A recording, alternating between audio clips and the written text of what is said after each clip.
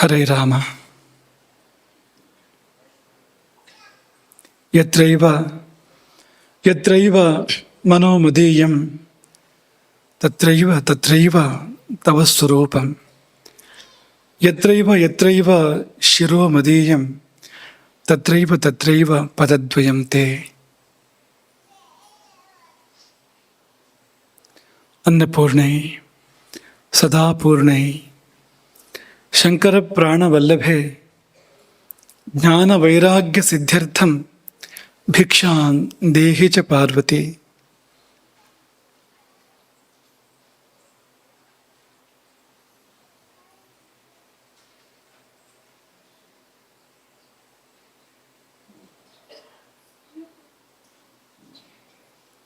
ಅನ್ನಬ್ರಹ್ಮ ಚಾತುರ್ಮಾಸ್ಯ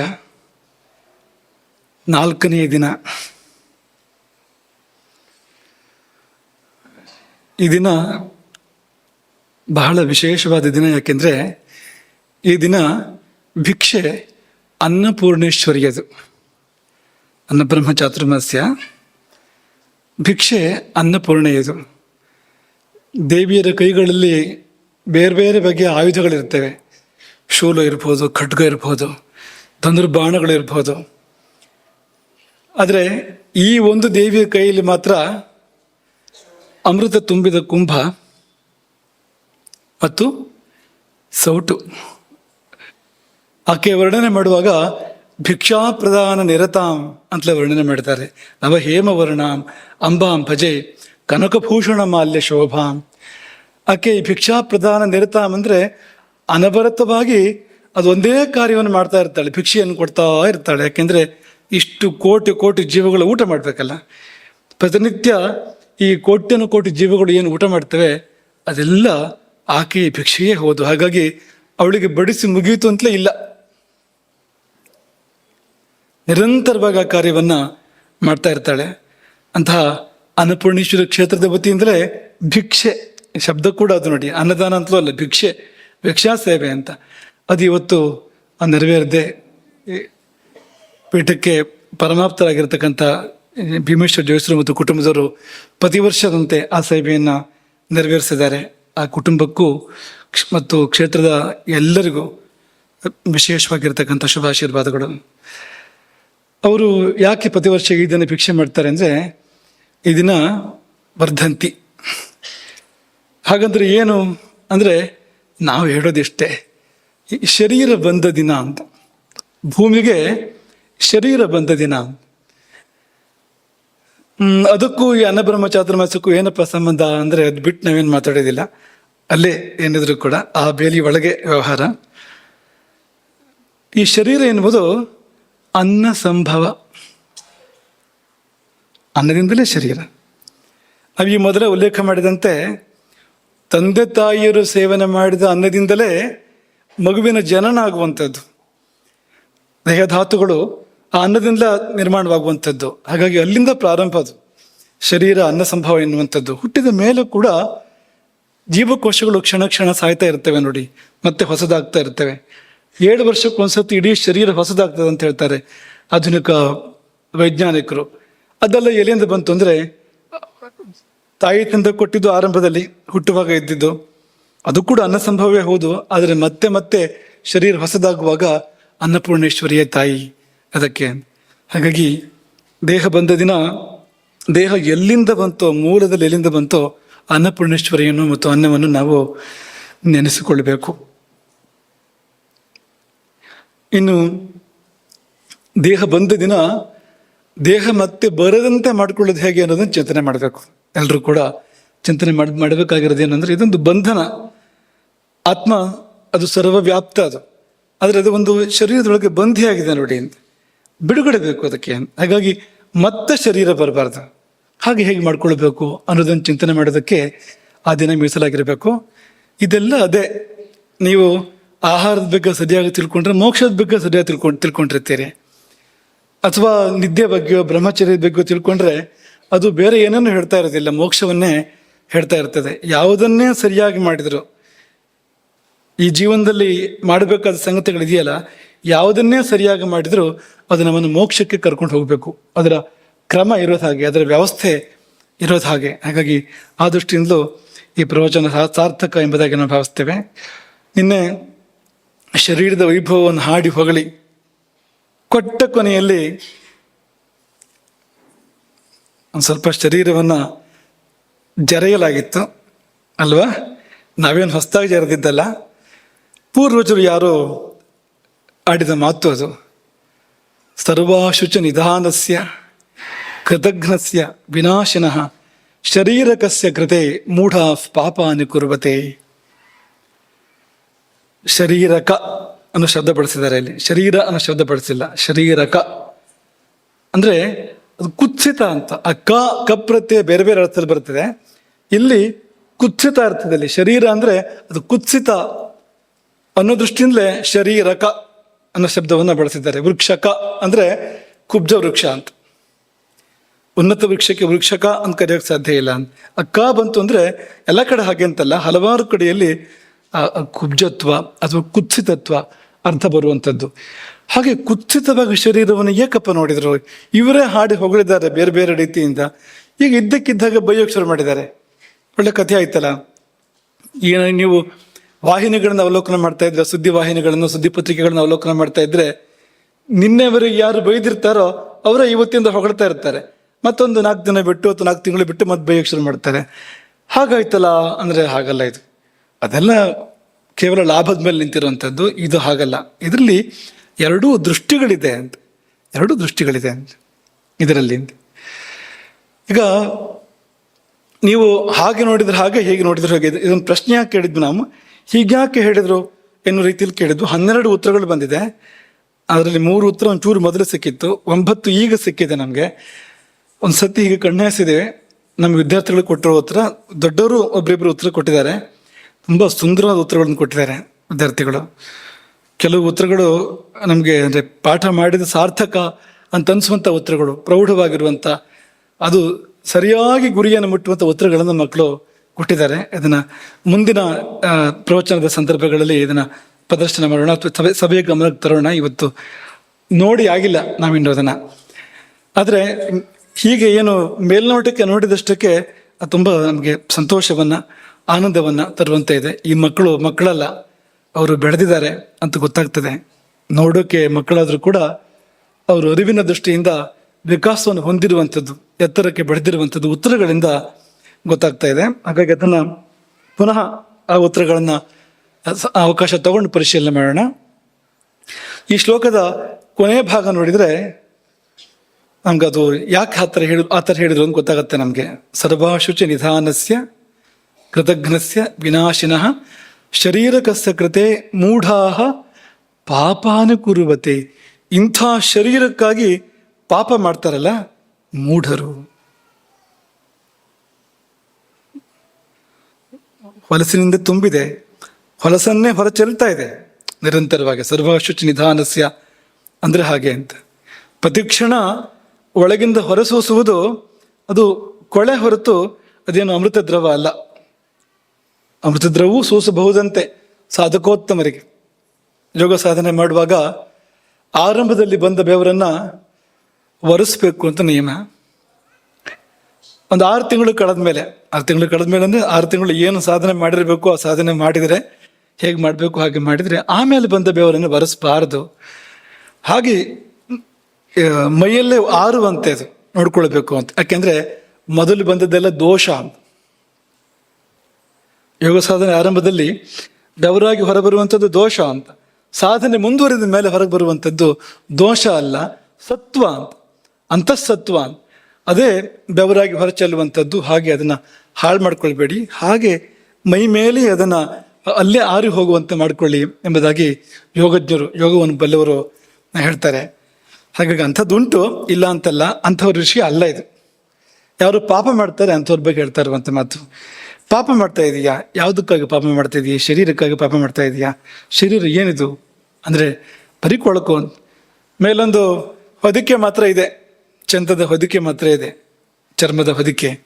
ಮೇಲು ಸುತ್ತಿದ ಚರ್ಮದ ಹೊದಿಕೆ ಅಂತ ಹೇಳ್ತಾರಲ್ಲ ದಾಸರು, ಅದು ಮಾತ್ರ ಚಂದ ಅಂತ. ಇವತ್ತಿನ ಕಾಲದಲ್ಲಿ ಅಂಗಡಿಗಳು ಸಿಗುತ್ತೆ ನೋಡಿ ವಸ್ತುಗಳು, ಹೊದಿಕೆ ಮಾತ್ರ ಚಂದ ಅಂತ.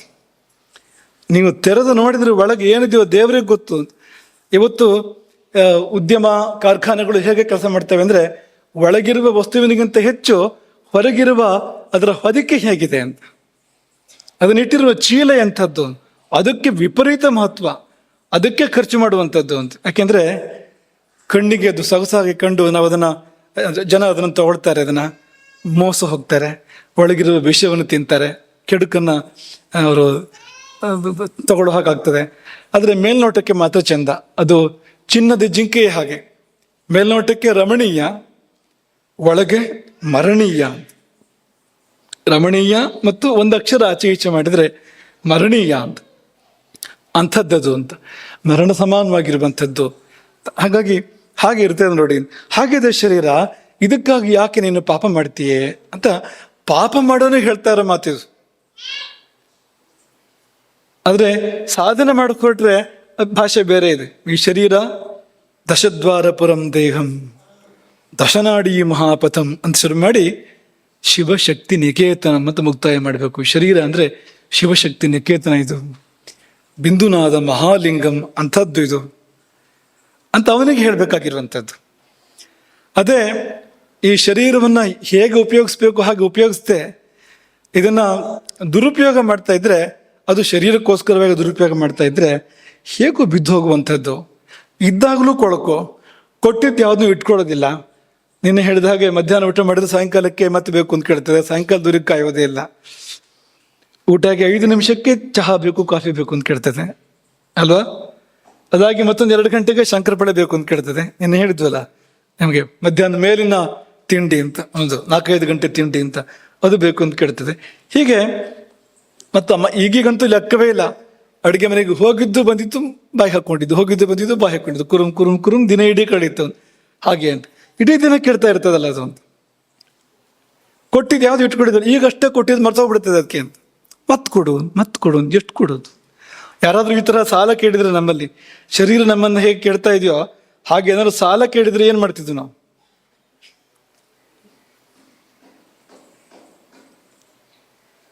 ಗಂಟೆಗೆ ಬಂದು ಸಾಲ ಕೇಳ್ತಿದ್ರೆ ಏನು ಮಾಡ್ತೀರಿ ಹೇಳಿ? ಕೊಟ್ಟಿದ್ದು ಯಾವುದು ಇಟ್ಕೊಳ್ಳದೆ, ಸಾಲ ಅಲ್ಲ ಏನನ್ನೇ ಆದರೂ ಕೂಡ, ದಾನವನ್ನೇ ಆದರೂ ಕೂಡ ಕೊಟ್ಟಿದ್ದನ್ನು ಇಟ್ಕೊಳ್ಳದೆ ಗಂಟೆಗೆ ಮತ್ತೆ ಬಂದು ಕೇಳ್ತಾ ಇದ್ರೆ ನಮಗೆ ಕೊಡೋ ಮನಸ್ಸು ಬರ್ತದ ಹೇಳಿ? ಅಂಥದ್ದು ಯಾಕೆ ಸುಮ್ಮನೆ ಇದಕ್ಕಾಗಿ ಪಾಪ ಮಾಡ್ತೀವಿ ಅಂತ ದುರುಪಯೋಗ ಮಾಡುವವನಿಗೆ. ನೀವು ದುರುಪಯೋಗ ಮಾಡೋದಾದ್ರೆ ಇದಕ್ಕೆ ಏನೂ ಬೆಲೆ ಇಲ್ಲ, ಮಾತ್ರ ಅಲ್ಲ ಇದು ಅಂದರೆ ಇದು ಹಾನಿ ಮಾಡುವಂಥದ್ದು ಆತ್ಮಕ್ಕೆ ಅಂತ.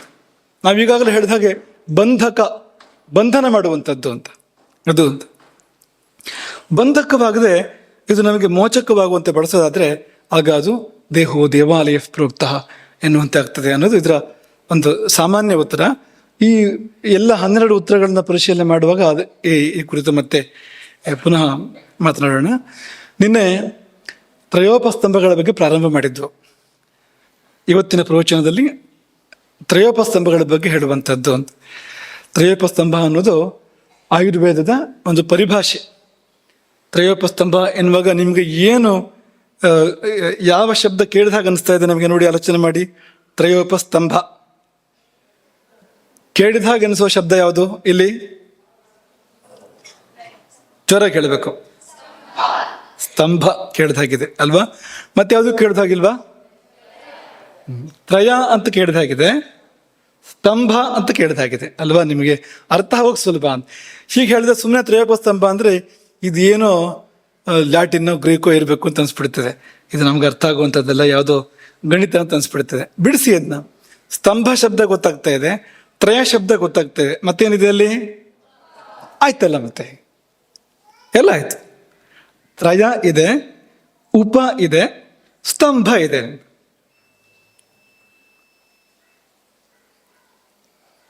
ಉಪ ಮತ್ತು ಸ್ತಂಭ ಅದು ಸೇರ್ಬೇಕದು. ಉಪಸರ್ಗ ಅಲ್ವಾ ಉಪ ಅನ್ನೋದು? ಸ್ವಂತ ಅದಕ್ಕೆ ಒಂದು ಅರ್ಥ ಇಲ್ಲ. ಅದಕ್ಕೆ ಉಪ ಅನ್ನೋದು ಬರೀ ಉಪ ಅನ್ನೋದಕ್ಕೆ ಯಾವ ಅರ್ಥವೂ ಇಲ್ಲ, ಇನ್ನೊಂದು ಶಬ್ದ ಬೇಕಾಗುತ್ತೆ ಅದಕ್ಕೆ. ಹಾಗಾಗಿ ನೀವು ಉಪಸ್ತಂಭ ಅಂತ ಸೇರಿಸ್ಬೇಕು ನೀವು ಅದನ್ನ. ತ್ರಯ ಅನ್ನೋದೊಂದು ಶಬ್ದ, ಉಪಸ್ತಂಭ ಅನ್ನೋದು ಇನ್ನೊಂದು ಶಬ್ದ. ಸ್ತಂಭ ಅಂದ್ರೆ ಏನು? ಸ್ತಂಭ ಅಂದ್ರೆ ಕಂಬ. ಉಪಸ್ತಂಭ ಅಂದ್ರೆ ಏನು?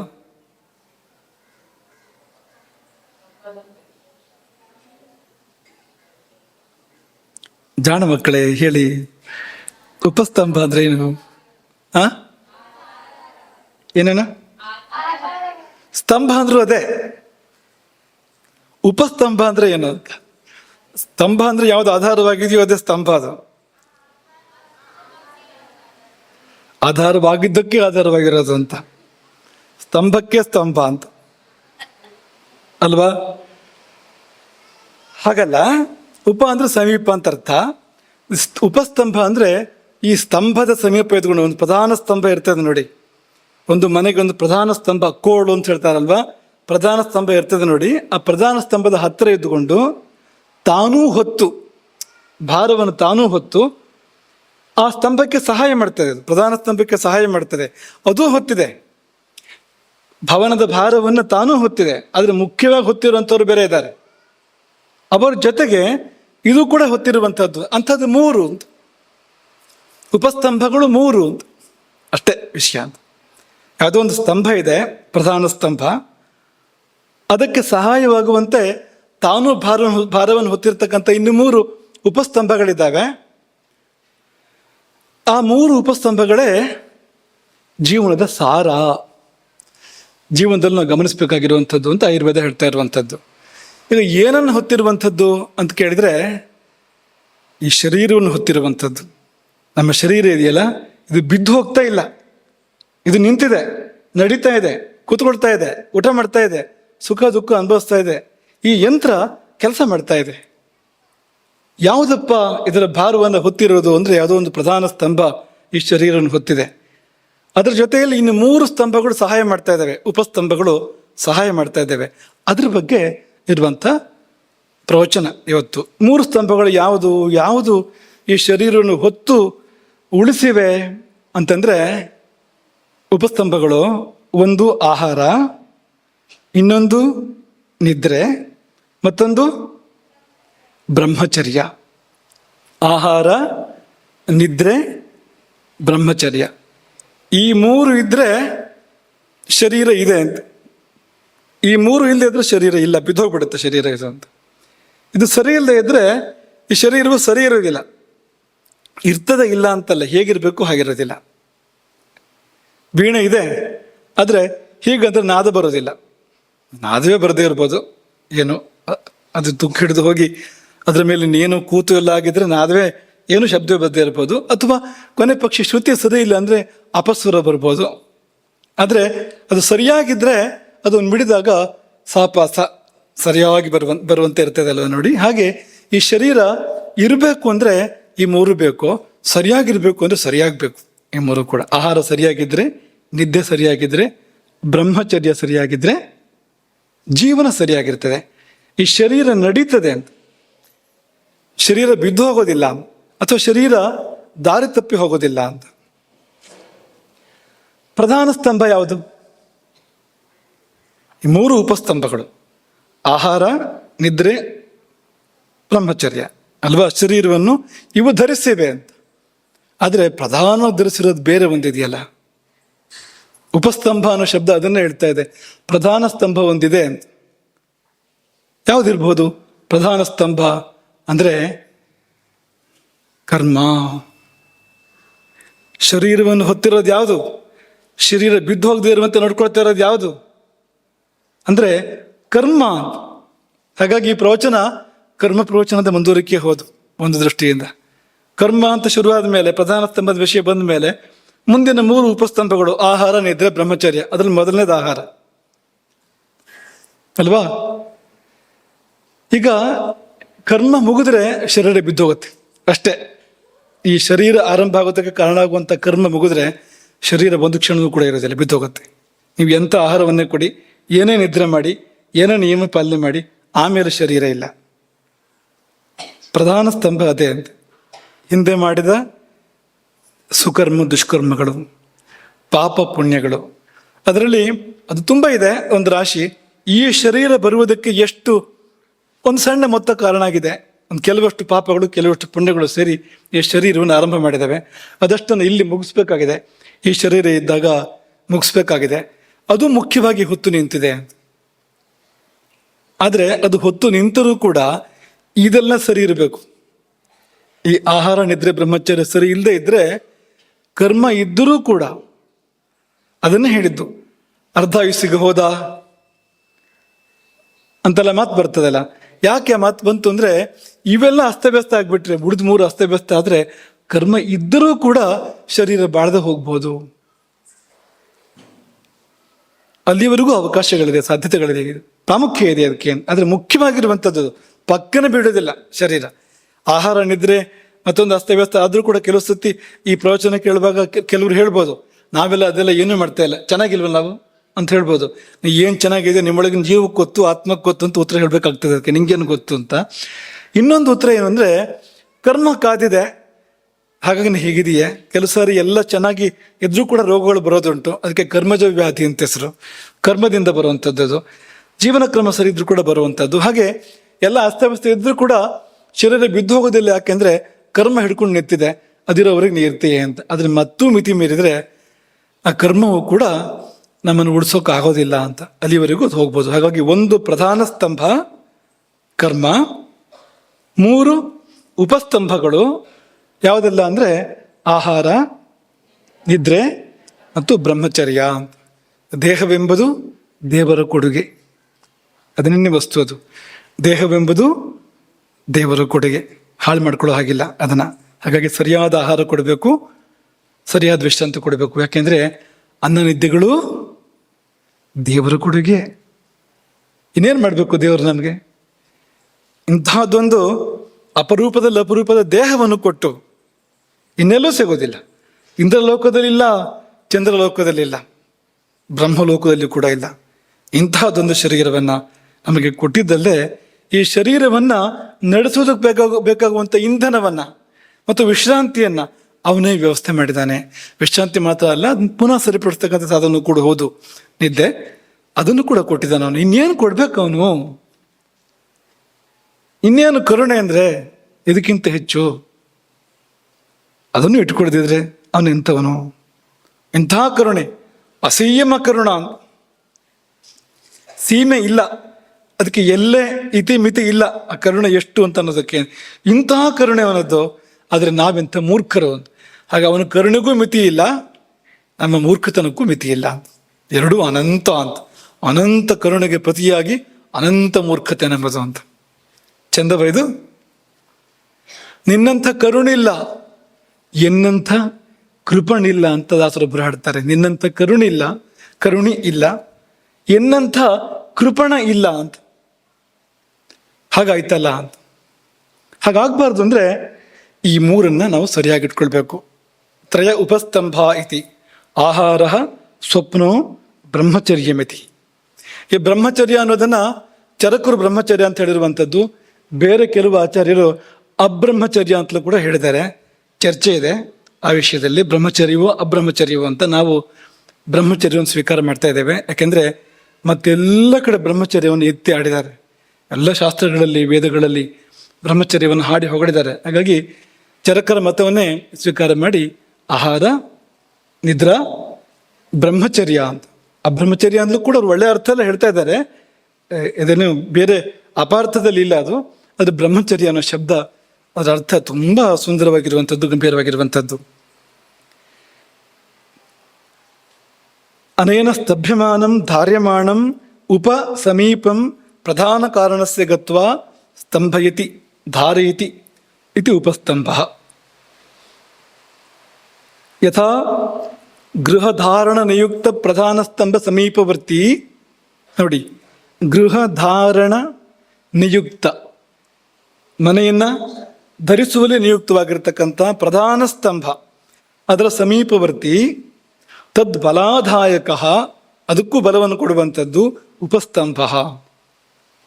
ತಥಾ ಇಹಾಪಿ ಶರೀರಸ್ಯ ಆಯುಸ್ ಸಂಪ್ರವರ್ತಕೇನ ಕರ್ಮಣ, ಆಯುಸ್ಸು ಕರ್ಮದಿಂದ ಧ್ರಿಯಮಾಣಸ್ಯ ಆಹಾರಾದಯೋ ಧಾರಕತ್ವೇನ ಉಪಸ್ತಂಭ ಇತ್ಯುಚ್ಯಂತೆ. ಪೂರ್ವಕವಾಗಿ ಇವು ಉಪಸ್ತಂಭಗಳು 3 ಅಂತ. ಅದರಲ್ಲಿ ಮೊದಲನೇದು ಆಹಾರ. ಆಹಾರದ ಬಗ್ಗೆ ತುಂಬ ಹೇಳೋದಿಲ್ಲ, ಯಾಕೆಂದರೆ ಮುಂದೆ ಅದನ್ನೇ ಹೇಳೋಕ್ಕಿದೆ. ಚಾತುರ್ಮಾಸ ಮುಗಿಯೋವರೆಗೂ ಅದನ್ನೇ ಹೇಳೋಕ್ಕಿದೆ. ಹಾಗಾಗಿ ಅಲ್ಲಿ ಅದನ್ನು ವಿಸ್ತಾರ ಮಾಡೋಣ. ಈಗ ಒಂದು ಸ್ವಲ್ಪ ಅದನ್ನು ಗಚ್ಚದ್ ವ್ಯಾಖ್ಯಾನ ಅಂತ ಹೇಳ್ತಾರೆ, ಹೋಗ್ತಾ ಹೋಗ್ತಾ ಹಾಗೆ ಮುಟ್ಟು ಹೋಗೋದು ಅಂತ. ಆ ಥರ ಮಾಡೋಣ. ಏನು ಹೇಳ್ದಿರೋ ಹಾಗಿಲ್ಲ, ಯಾಕೆಂದರೆ ಅನ್ನಪೂರ್ಣೇಶ್ವರಿ ಬಂದು ಕೂತಿದ್ದಾಳೆ, ಹಾಗಾಗಿ ಮುಟ್ಟಿ ಹೋಗ್ಬೇಕು, ನಾವು ಅದನ್ನು ಮುಟ್ಟದೆ ಹೋಗೋ ಹಾಗಿಲ್ಲ. ಆದರೆ ವಿಸ್ತರಿಸೋದಕ್ಕೆ ಮುಂದೆ ಸಂದರ್ಭ, ಮುಂದೆ ಅವಕಾಶ ನಾಳೆ ಅಥವಾ ನಾಡಿದ್ದಿನಿಂದ ಇದೆ. ಹಾಗಾಗಿ ಒಂದು ಸ್ವಲ್ಪ ಅದನ್ನು ಸ್ಪರ್ಶ ಮಾಡ್ತಾ ಇದ್ದೇವೆ. ಆಹಾರದ ಮಹತ್ವದ ಬಗ್ಗೆ ಪ್ರಾಚೀನರು ಬೇಕಾದಷ್ಟು ಹೇಳಿದ್ದಾರೆ. ಒಂದು ಆಧುನಿಕ ಸೂಕ್ತಿ ನಮ್ಮ ಗಮನ ಸೆಳೀತು. ಏನು ಹೇಳ್ತಾ ಇದೆ ಅಂದರೆ, ಅದು ನೀವು ಏನು ತಿನ್ನುತ್ತೀರಿ ಮತ್ತು ಹೇಗೆ ಯೋಚಿಸುತ್ತೀರಿ ಎನ್ನುವುದರ ಪ್ರತಿಬಿಂಬವಾಗಿದೆ ನಿಮ್ಮ ದೇಹ. ಬಂತ ಮನಸ್ಸಿಗೆ? ನಿಮ್ಮ ದೇಹ ಯಾವುದರ ಪ್ರತಿಬಿಂಬ ಅಂದರೆ, ನೀವು ಏನು ತಿನ್ನುತ್ತೀರಿ ಅದರ ಪ್ರತಿಬಿಂಬ. ಏನು ಯೋಚಿಸುತ್ತೀರಿ ಅಥವಾ ಹೇಗೆ ಯೋಚಿಸುತ್ತೀರಿ ಅದರ ಪ್ರತಿಬಿಂಬ. ಅಂದರೆ ನಿಮ್ಮ ಅನ್ನವೇ, ನೀವು ತಿಂದ ಅನ್ನವೇ ನೀವು, ನಿಮ್ಮ ಮನಸ್ಸೇ ನೀವು ಅಂತ ಹೇಳಿದಾಗೆ. ಯಾಕೆಂದ್ರೆ ಅವನು ಏನು ಯೋಚನೆ ಮಾಡ್ತಾನೋ ಅಂಥದ್ದೆಲ್ಲ ಮಾಡ್ತಾನೆ ಅಲ್ವಾ? ರಾಮನಿಗೆ ಅಹಲ್ಯೆಯನ್ನು ಉದ್ಧಾರ ಮಾಡಬೇಕು ಅಂತ ಅನ್ನಿಸ್ತು. ಪಾದವನ್ನಿಟ್ಟ ಬಂಡೆಯ ಮೇಲೆ ಅಲ್ವಾ? ಮನಸ್ಸು ಕೃತಿಗೆ ಬಂತು. ಅದೇ ರಾಮಾವತಾರ ಅಂತಂದರೆ. ರಾವಣನಿಗೆ ಸೀತೆಯನ್ನು ಅಪಹಾರ ಮಾಡಬೇಕು ಅಂತ ಅನ್ನಿಸ್ತು ಅಂತ ಮೊದಲಾಗೋದೇನೋ ನೋಡಿ ಅಂತ. ಪಾಪ ಮೊದಲು ನಡೆಯೋದು ಎಲ್ಲಿ ಅಂದ್ರೆ ಒಳಗೆ ಅಂತ, ಮನಸ್ಸಿನಲ್ಲಿ ಅಂತ. ಮಾನಸ ಪಾಪ, ಆ ಬಳಿಕ ಅದು ವಾಚಿಕ ಪಾಪ ಮತ್ತು ಕರ್ಮವಾಗಿ, ದುಷ್ಕರ್ಮವಾಗಿ, ಕಾಯಿಕ ಪಾಪವಾಗಿ ಪರಿಣಮಿಸುವಂಥದ್ದು ಅಂತ. ಹಾಗಾಗಿ ರಾವಣ ಮೊದಲು ಸೀತೆಯನ್ನು ಅಪಹಾರ ಮಾಡಬೇಕು ಅಂತ ತೀರ್ಮಾನ ಮಾಡ್ದ, ಆಮೇಲೆ ಸೀತೆಯನ್ನು ಅಪಹಾರ ಮಾಡ್ದ. ಏನನ್ನು ಯೋಚಿಸುತ್ತೀರಿ ಅದೇ ನೀವು. ರಾವಣ ಅಂದ್ರೆ ಏನು? ಸೀತಾಪಹಾರಕ. ಅದು ಎಲ್ಲಿಂದ ಆರಂಭ ಆಗಿದ್ದು ಅಂದರೆ ಮನಸ್ಸಿನ ತೀರ್ಮಾನ ಬಂತಲ್ಲ ಒಂದು, ಏನು ಯೋಚಿಸುತ್ತೀರಿ ಅಂತ. ಸೊ ಹೇಗೆ ಯೋಚಿಸುತ್ತೀರಿ ಅಂತ ಆ ಅರ್ಥದಲ್ಲಿ ಇವರು ಈ ಮಾತನ್ನ ಹೇಳಿರುವಂಥದ್ದು. ಇನ್ನೂ ಸೂಕ್ಷ್ಮಕ್ಕೆ ಹೋದರೆ, ನೀವು ಏನು ಯೋಚಿಸುತ್ತೀರಿ ಅನ್ನೋದು ಏನು ತಿನ್ನುತ್ತೀರಿ ಎನ್ನುವುದನ್ನು ಅವಲಂಬಿಸಿದೆ. ಜೈಸಾ ಅನ್ನ ವೈಸಾ ಮನ್. ಏನು ಊಟ ಮಾಡ್ತೀರೋ ಅದೇ ನಿಮ್ಮ ಮನಸ್ಸಾಗುವಂಥದ್ದು. ಅನ್ನಮಯಂ ಹಿ ಸೌಮ್ಯ ಮನಃ. ಮನಸ್ಸು ಅಂದ್ರೆ ಏನು? ಊಟವೇ ಅಂತ. ಸರಿ ಖಾರ ಹೊಡೆದ್ರೆ ಒಳ್ಳೆ ಕೋಪಿಷ್ಠನಾಗ್ಬೋದು ಅಂತ, ಹುಳಿ ಜಾಸ್ತಿ ಆದರೆ ಹುಳಿ ಜಾಸ್ತಿ ಆಗ್ತದೆ ಅಂತ ಅಲ್ವಾ? ಹಾಗೆ ಅಂತ ಅದಕ್ಕೂ ತುಂಬ ನೇರವಾದ ಸಂಬಂಧ ಇದೆ. ಆಧುನಿಕ ವಿಜ್ಞಾನಕ್ಕೆ ಈ ರಸಗಳ ಪರಿಜ್ಞಾನ ಇಲ್ಲ. ಅಂದರೆ ಈ ಹುಳಿ, ಉಪ್ಪು, ಸಿಹಿ, ಖಾರ ಇದರಿಂದ ಏನಾಗ್ಬೋದು ಅನ್ನೋ ಪರಿಜ್ಞಾನ, ಈ ರೀತಿಯ ಪರಿಣಾಮಗಳ ಪರಿಜ್ಞಾನ ಇಲ್ಲ. ಆದರೆ ಪ್ರಾಚೀನರಿಗೆ ಅದರ ಪರಿಜ್ಞಾನ ತುಂಬ ಚೆನ್ನಾಗಿದೆ. ಏನನ್ನು ಜಾಸ್ತಿ ತಿಂತ ಹೋಗ್ತೀಯೋ ಅಂಥ ಭಾವಗಳು ಜಾಸ್ತಿ ಆಗ್ತವೆ. ಯಾಕೆಂದರೆ ಅದೇ ಮನಸ್ಸಾಗೋದು ಅಂತ, ಅದೇ ಮನಸ್ಸಾಗೋದು. ತಿಂತ ಹೋದಾಗೆ ನಿನ್ನ ಮನಸ್ಸು ಹಾಗೆ ಬದಲಾಗ್ತಾ ಹೋಗ್ತದೆ. ಹಾಗಾಗಿ ನೀವು ಏನು ಯೋಚಿಸುತ್ತೀರಿ ಅನ್ನೋದು ಏನು ತಿನ್ನುತ್ತೀರಿ ಅನ್ನೋದನ್ನು ಅವಲಂಬಿಸಿದೆ ಅನ್ನೋದು ಇನ್ನೂ ಸೂಕ್ಷ್ಮ ಅಂತ. ಆದರೆ ನಾವು ನಿಮಗೆ ಏನನ್ನು ಹೇಳಲಿಕ್ಕೆ ಇಷ್ಟಪಡ್ತೇವೆ ಅಂದರೆ, ತುಂಬ ಮುಖ್ಯವಾಗಿ ಎಲ್ಲಕ್ಕಿಂತ ಮುಖ್ಯ ಯಾವುದಂದರೆ, ತಿನ್ನುವಾಗ ಏನು ಯೋಚಿಸುತ್ತೀರಿ ಎನ್ನುವುದು ಬಹಳ ಮುಖ್ಯ ಅಂತ. ತಿನ್ನುವಾಗ, ಊಟ ಮಾಡುವಾಗ ಏನು ಯೋಚಿಸುತ್ತಿರುತ್ತೀರಿ ಅಲ್ಲಿಗೆ ಹೋಗೋದು ಊಟ. ದೂರದರ್ಶನ ನೋಡ್ತಾ ಇರ್ತೀರಿ, ಅಲ್ಲಿ ಏನೋ ಒಂದು ದುರ್ದರ್ಶನ ಬರ್ತಾ ಇರುತ್ತೆ ಅಂತ ಅನ್ಕೊಳ್ಳಿ. ನೀವು ಕೈಯಲ್ಲಿ ತಟ್ಟೆ ಇದೆ, ಊಟದ ತಟ್ಟೆ. ಪಾಪ ಅನ್ನಪೂರ್ಣೇಶ್ವರಿಯ ಗತಿ ಅಂದರೆ ಅಲ್ಲಿ ಕೊಲೆಯೋ ಸುಲಿಗೆಯೋ ಏನೋ ಬರ್ತಾ ಇದೆ, ಅಲ್ಲಿ ಆ ಕಡೆ ಇದೆ ಗಮನ. ಇವಳು ಪಾಪ ಇಲ್ಲಿ ಅನ್ನಪೂರ್ಣೇಶ್ವರಿ, ಅವಳ ಕಥೆ ಏನು? ಅವಳು ಶಾಪ ಕೊಟ್ಟೆ ಹೋಗ್ಬೇಕು ಅಂತ, ಬೇರೆ ದಾರಿಯೇ ಇಲ್ಲ ಅಂತ. ಅಪಚಾರ ಮಾಡ್ತೀಯ ನನಗೆ ಅಂತ. ಇದು ಇವತ್ತಿನ ಒಂದು ಸ್ಥಿತಿ ಅಂತ. ಯಾಕೆಂದ್ರೆ ನೆತ್ಕೊಂಡು ಬಂದ್ರೆ ಆ ಕಡೆ ಮನಸ್ಸಿದೆಯಲ್ಲ, ಯಾವುದೋ ಒಂದು ಬೇಡದ ಸಂಗತಿ, ಯಾವುದೋ ಒಂದು ಕೆಡುಕಿನ ಕಡೆ ನಮ್ಮ ಮನಸ್ಸಿದೆಯಲ್ಲ, ಆ ಸಮಯದಲ್ಲಿ ಊಟ ಮಾಡ್ತಾ ಇದ್ರೆ ಅನ್ನ ಹೋಗೋದು ಅಲ್ಲಿಗೆ ಸೀದಾ, ಆ ಕೆಡುಕಿಗೆ ಅನ್ನ ಹೋಗುವಂಥದ್ದು, ಅದನ್ನೇ ಬೆಳೆಸುವಂಥದ್ದು ಅಂತ ನಮ್ಮೊಳಗೆ ಅಂತ. ಹಾಗಾಗಿ ನಾವು ಏನನ್ನು ಭಾವಿಸ್ತಾ ಇರ್ತೇವೆ ಊಟ ಮಾಡುವಾಗ ತುಂಬ ತುಂಬ ಮುಖ್ಯ. ಊಟ ಮಾಡುವಾಗ ಗ್ರಂಥ ಹೇಳೋ ಪದ್ಧತಿ ಯಾಕೆ ಬಂತು ಆಲೋಚನೆ ಮಾಡಿ. ಭೋಜನ ಕಾಲೇ ಸೀತಾಕಾಂತ ಸ್ಮರಣಂ ಯಾಕೆ ಬಂತು? ಹರನಮಃ ಪಾರ್ವತೀಪತೆ ಯಾಕೆ ಬಂತು? ಅದು ನೀವು ಹೇಳೋ ರೀತಿ ಅಂದರೆ ಹರನಮಃ ಪಾರ್ವತೀಪತೆ ಹರ ಹರ ಮಹಾದೇವ ಅಂತ ಹೇಳಿದರೆ ಅಲ್ಲಿ ಯಾರು ಇರೋದಿಲ್ಲ, ಯಾವುದೇ ದೇವತೆಗಳು ಯಾವುದೇ ಶುಭ ಶಕ್ತಿಗಳು ಇರೋಕ್ಕೆ ಸಾಧ್ಯ ಇಲ್ಲ, ಭೂತ ಪ್ರೇತಗಳು ಮಾತ್ರ ಇರ್ಬೋದು. ಆ ರೀತಿ ಕಿರ್ಚ್ಕೊಳ್ಳೋದು ಹರ ನಮಃ ಪಾರ್ವತೀಪತಿ. ಏನು ಶಿವ ಕೆಪ್ಪನ ಅಂತ ಅಷ್ಟೆಲ್ಲ ಬಬ್ಬೆ ಹಾಕೋ ಸಂದರ್ಭ ಏನಿದೆ? ನಾವು ಪ್ರೀತಿ ಇರೋರ ಹತ್ರ ನಾವು ಹಾಗೆ ಮಾತಾಡೋದಿಲ್ಲ ಅಲ್ವಾ? ಕಿರುಚೋದು ಯಾರ ಹತ್ರ ಅಂದರೆ ಯಾರ ಮೇಲೂ ನಮಗೆ ಕೋಪ ಇದೆ, ಬೇಸರ ಇದೆ, ಕಿರುಚೋದು ನಾವಾಗ ಅಂತ. ಯಾರ ಮೇಲೆ ಪ್ರೀತಿ ಇದೆ ಮೆಲುದನಿಯಲ್ಲಿ ಮಾತಾಡ್ತೇವೆ ನಾವು. ಪ್ರೀತಿಯಿಂದ ಮಾತಾಡುವಾಗ ಸಹಜವಾಗಿ ಮೆಲುದನಿ ಬಂದ್ಬಿಡ್ತದೆ ಅಂತ. ಎಷ್ಟು ಪ್ರೀತಿ ಹೆಚ್ಚಾಯ್ತು ಅಷ್ಟು ಮೆಲುದನಿ, ಪಿಸುದನಿ. ಆಮೇಲೆ ಮಾತೇ ಬೇಡ, ಸೀತೆಗೂ ರಾಮಂಗೂ ಹೆಚ್ಚು ಮಾತುಕತೆ ಇರ್ತಿರ್ಲಿಲ್ಲ ಅಂತ. ಯಾಕೆಂದ್ರೆ ಹಾಗೆ ಗೊತ್ತಾಗ್ತಾ ಇತ್ತು ಅಂತ, ಎರಡೂ ಕಡೆಗೂ ಅಂತ. ಮತ್ತು ಪ್ರೀತಿ ಹೆಚ್ಚಾದ್ರೆ ಹಾಗೆ ಅಂತ. ಈ ಶಬ್ದ ಜಾಸ್ತಿ ಆದಂತೆ ಅದರ ಅರ್ಥ ಪ್ರೀತಿ ಜಾಸ್ತಿ ಆಗ್ತಾ ಇದೆ ಅಂತಲ್ಲ, ಕೋಪ ಜಾಸ್ತಿ ಆಗ್ತಾ ಇದೆ. ಯಾವಾಗ ಸ್ವರ ಏರೋದು, ಕೂಗಾಡೋದು ಯಾವಾಗ ಮನುಷ್ಯ ಅಂತ. ಈ ಹರನಮಃ ಪಾರ್ವತೀಪತಿ ಅಂತ ಕೂಗ್ಕೊಡೋದಾದ್ರೆ ಅದಕ್ಕೇನು ಅರ್ಥ ಅದಕ್ಕೆ ಅಂತ ಅಂದ್ರೆ ಒಳ್ಳೊಳ್ಳೆ ಸಂಪ್ರದಾಯಗಳು ಹೇಗೆ ಹಾಳಾಗಿದೆ ಅನ್ನೋದಕ್ಕೆ ಇದು ಒಳ್ಳೆ ಉದಾಹರಣೆ. ಈ ದೇವರ ಆರತಿ ಸಮಯದಲ್ಲಿ ಈ ಜಾಗಟೆ ಬಡಿಯೋದುಂಟು, ಜಯಘಂಟೆ, ಅದನ್ನು ಬಡಿಯೋದೇ ಅದು. ಯಾಕೆಂದ್ರೆ ವಾದ್ಯಗಳನ್ನ ಬಡಿಯುವ ಕ್ರಮ ಇಲ್ಲ, ವಾದ್ಯಗಳನ್ನ ನುಡಿಸ್ಬೇಕು ಅಂತ, ವಾದ್ಯಗಳನ್ನ ಮಾತನಾಡಿಸ್ಬೇಕು ಹೊರತು ವಾದ್ಯಗಳನ್ನ ಬಡಿಯೋ ಕ್ರಮ ಇಲ್ಲ. ಆ ಜಾಗಟೆ ಬಡಿದ ರಭಸಕ್ಕೆ ದೇವರು ಇಲ್ಲ, ಜಾಗಟೂ ಇಲ್ಲ. ಒಡಕ ಸ್ವರ ನಾಳೆಯಿಂದ ಅಂತ ಹೇಗೆ ದೇವರು ಇರೋಕ್ಕೆ ಸಾಧ್ಯ ಅಂತ. ಓಂಕಾರದ ಅನುರಣನ ಬೇಕು ಮಂಗಳಾರತಿ ಮಾಡುವಾಗ ಅಂತ ಪೂರ್ವಜರು ಆ ಪದ್ಧತಿ ಅಂತಂದ್ರೆ, ಓಂಕಾರ ಅನುರಣಿಸಲಿ ಅಂತಂದ್ರೆ ಓಂಕಾರವಿಲ್ಲ ಏನೂ ಇಲ್ಲ ಅಂತ, ಎಲ್ಲ ಮೆಣಸ್ಕಾರ ಮಾತ್ರ ಅಂತ ಪರಿಸ್ಥಿತಿ ಅಂತ. ಹಾಗಾಗಿ ಈ ಸಂಗತಿಗಳನ್ನ ಗಮನಿಸ್ಕೋಬೇಕು. ಭೋಜನ ಕಾಲ ಸೀತಾಕಾಂತ ಸ್ಮರಣ ಹರನಮಃ ಪಾರ್ವತೀಪತೆಯೇ ಅಂತೆಲ್ಲ ಬಂದಿದ್ದು ಯಾಕೆ ಅಂದ್ರೆ ನಾವು ಏನನ್ನು ಭಾವಿಸ್ತಾ ಇರ್ತೇವೆ ಅನ್ನೋದು ತುಂಬಾ ಮುಖ್ಯ. ಊಟ ಮಾಡುವಾಗ ಅಂಥದ್ದನ್ನು ಭಾವಿಸ್ತಾ ಇದ್ರೆ ಇಲ್ಲಿ ಸೀತಾಕಾಂತ ತುಂಬಿಕೊಡ್ತಾನೆ ನಮ್ಮ ಈ ಮನಸ್ಸಿನಲ್ಲಿ. ರಾಮ ಅಂದ್ರೆ ರಾಮನ ಭಾವಗಳು ತುಂಬಿಕೊಡ್ತವೆ, ರಾಮನ ಸತ್ಯ, ರಾಮನ ದಯೆ, ಅಥವಾ ರಾಮನ ಅನೇಕ ಅವನ ಆ ಧರ್ಮ ಬುದ್ಧಿ, ಅದೆಲ್ಲ ತುಂಬಿಕೊಡ್ತದೆ ನಮ್ಮಲ್ಲಿ ಅಂತ.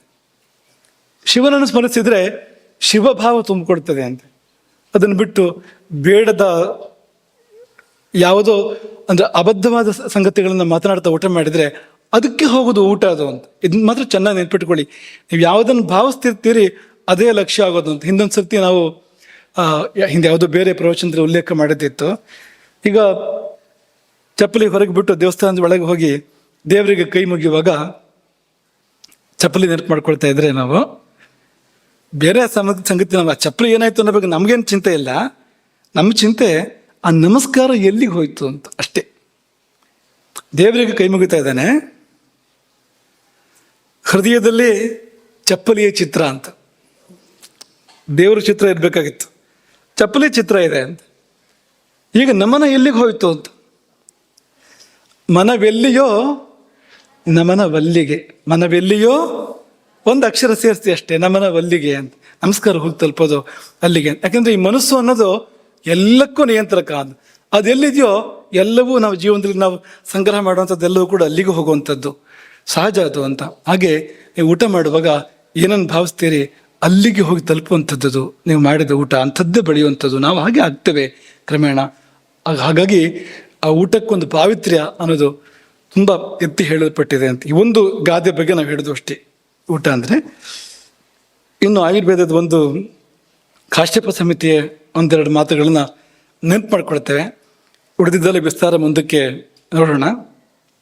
ಕಾಶ್ಯಪ ಸಮಿತಿಯಲ್ಲಿ ಈ ಮಕ್ಕಳಿಗೆ ಗೊತ್ತಿದೆ, ಹಿಂದೆ ನಿಮ್ಮ ಮುಂದೆ ನಾವು ಇದನ್ನ ಪ್ರಸ್ತಾಪ ಮಾಡಿದ್ದೇವೆ, ಇದೇ ಶ್ಲೋಕಗಳನ್ನ ಪ್ರಸ್ತಾಪ ಮಾಡಿದ್ದೇವೆ. ಅದನ್ನ ಆರೋಗ್ಯ ಲಿಂಗಗಳು ಅಂತ, ಆರೋಗ್ಯದ ಚಿಹ್ನೆಗಳು ಏನೆಲ್ಲ ಅಂತ ಒಂದು ಪಟ್ಟಿ ಮಾಡಿದ್ದಾರೆ. ಒಬ್ಬ ಮನುಷ್ಯ ಆರೋಗ್ಯವಾಗಿದ್ದಾನೆ ಅನ್ನೋದಕ್ಕೆ ಕುರುಹುಗಳು ಏನೆಲ್ಲ ಅಂತ ಒಂದು ಪಟ್ಟಿ. ಆ ಪಟ್ಟಿ ಹೇಗೆ ಶುರುವಾಗುತ್ತೆ ಅಂದರೆ ಅನ್ನಾಭಿಲಾಷ. ಮೊಟ್ಟ ಮೊದಲನೇದು ಅವನಿಗೆ ಅನ್ನಾಭಿಲಾಷೆ ಇರಬೇಕು. ಅನ್ನಾಭಿಲಾಷೆಯ ಇಲ್ಲ ಅಂದರೆ ಆರೋಗ್ಯ ಇಲ್ಲ ಅಂತ ಮಾತ್ರ ಅಲ್ಲ, ಅನಾಭಿಲಾಷೆ ಇಲ್ಲ ಅನ್ನೋದು ಹಾಗೆ ಮುಂದುವರೆದ್ರೆ ಮೃತ್ಯು ಹತ್ರ ಇದೆ ಅಂತ ಅರ್ಥ. ಅದಕ್ಕೆ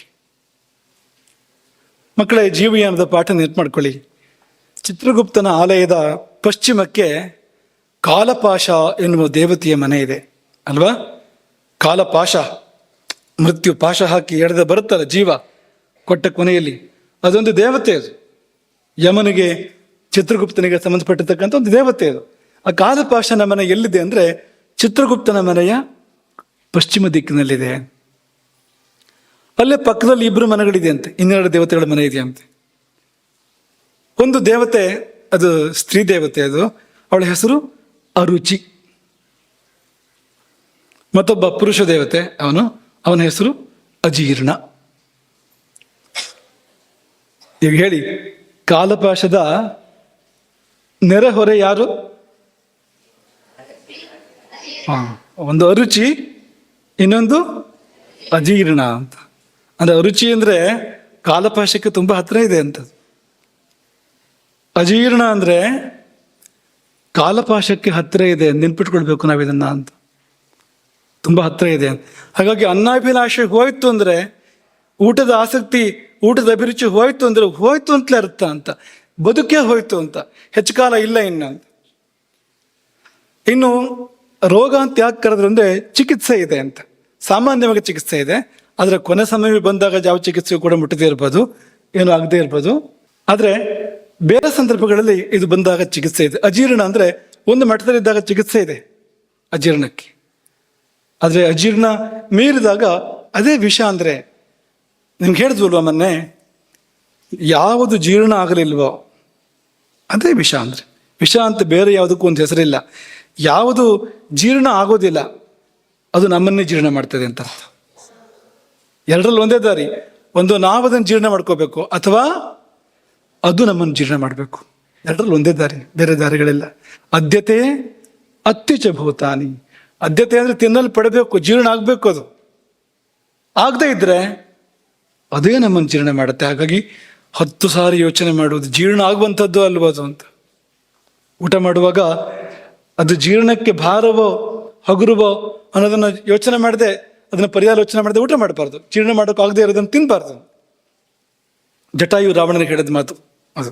ಸೀತೆಯನ್ನು ಕದ್ದೊಯ್ಯುವ ರಾವಣನಿಗೆ ಜಟಾಯು ಹೇಳಿದ ಮಾತು, ರಾವಣ, ಜೀರ್ಣ ಆಗುವಂಥದ್ದನ್ನು ಮಾತ್ರ ತಿನ್ನಬೇಕು,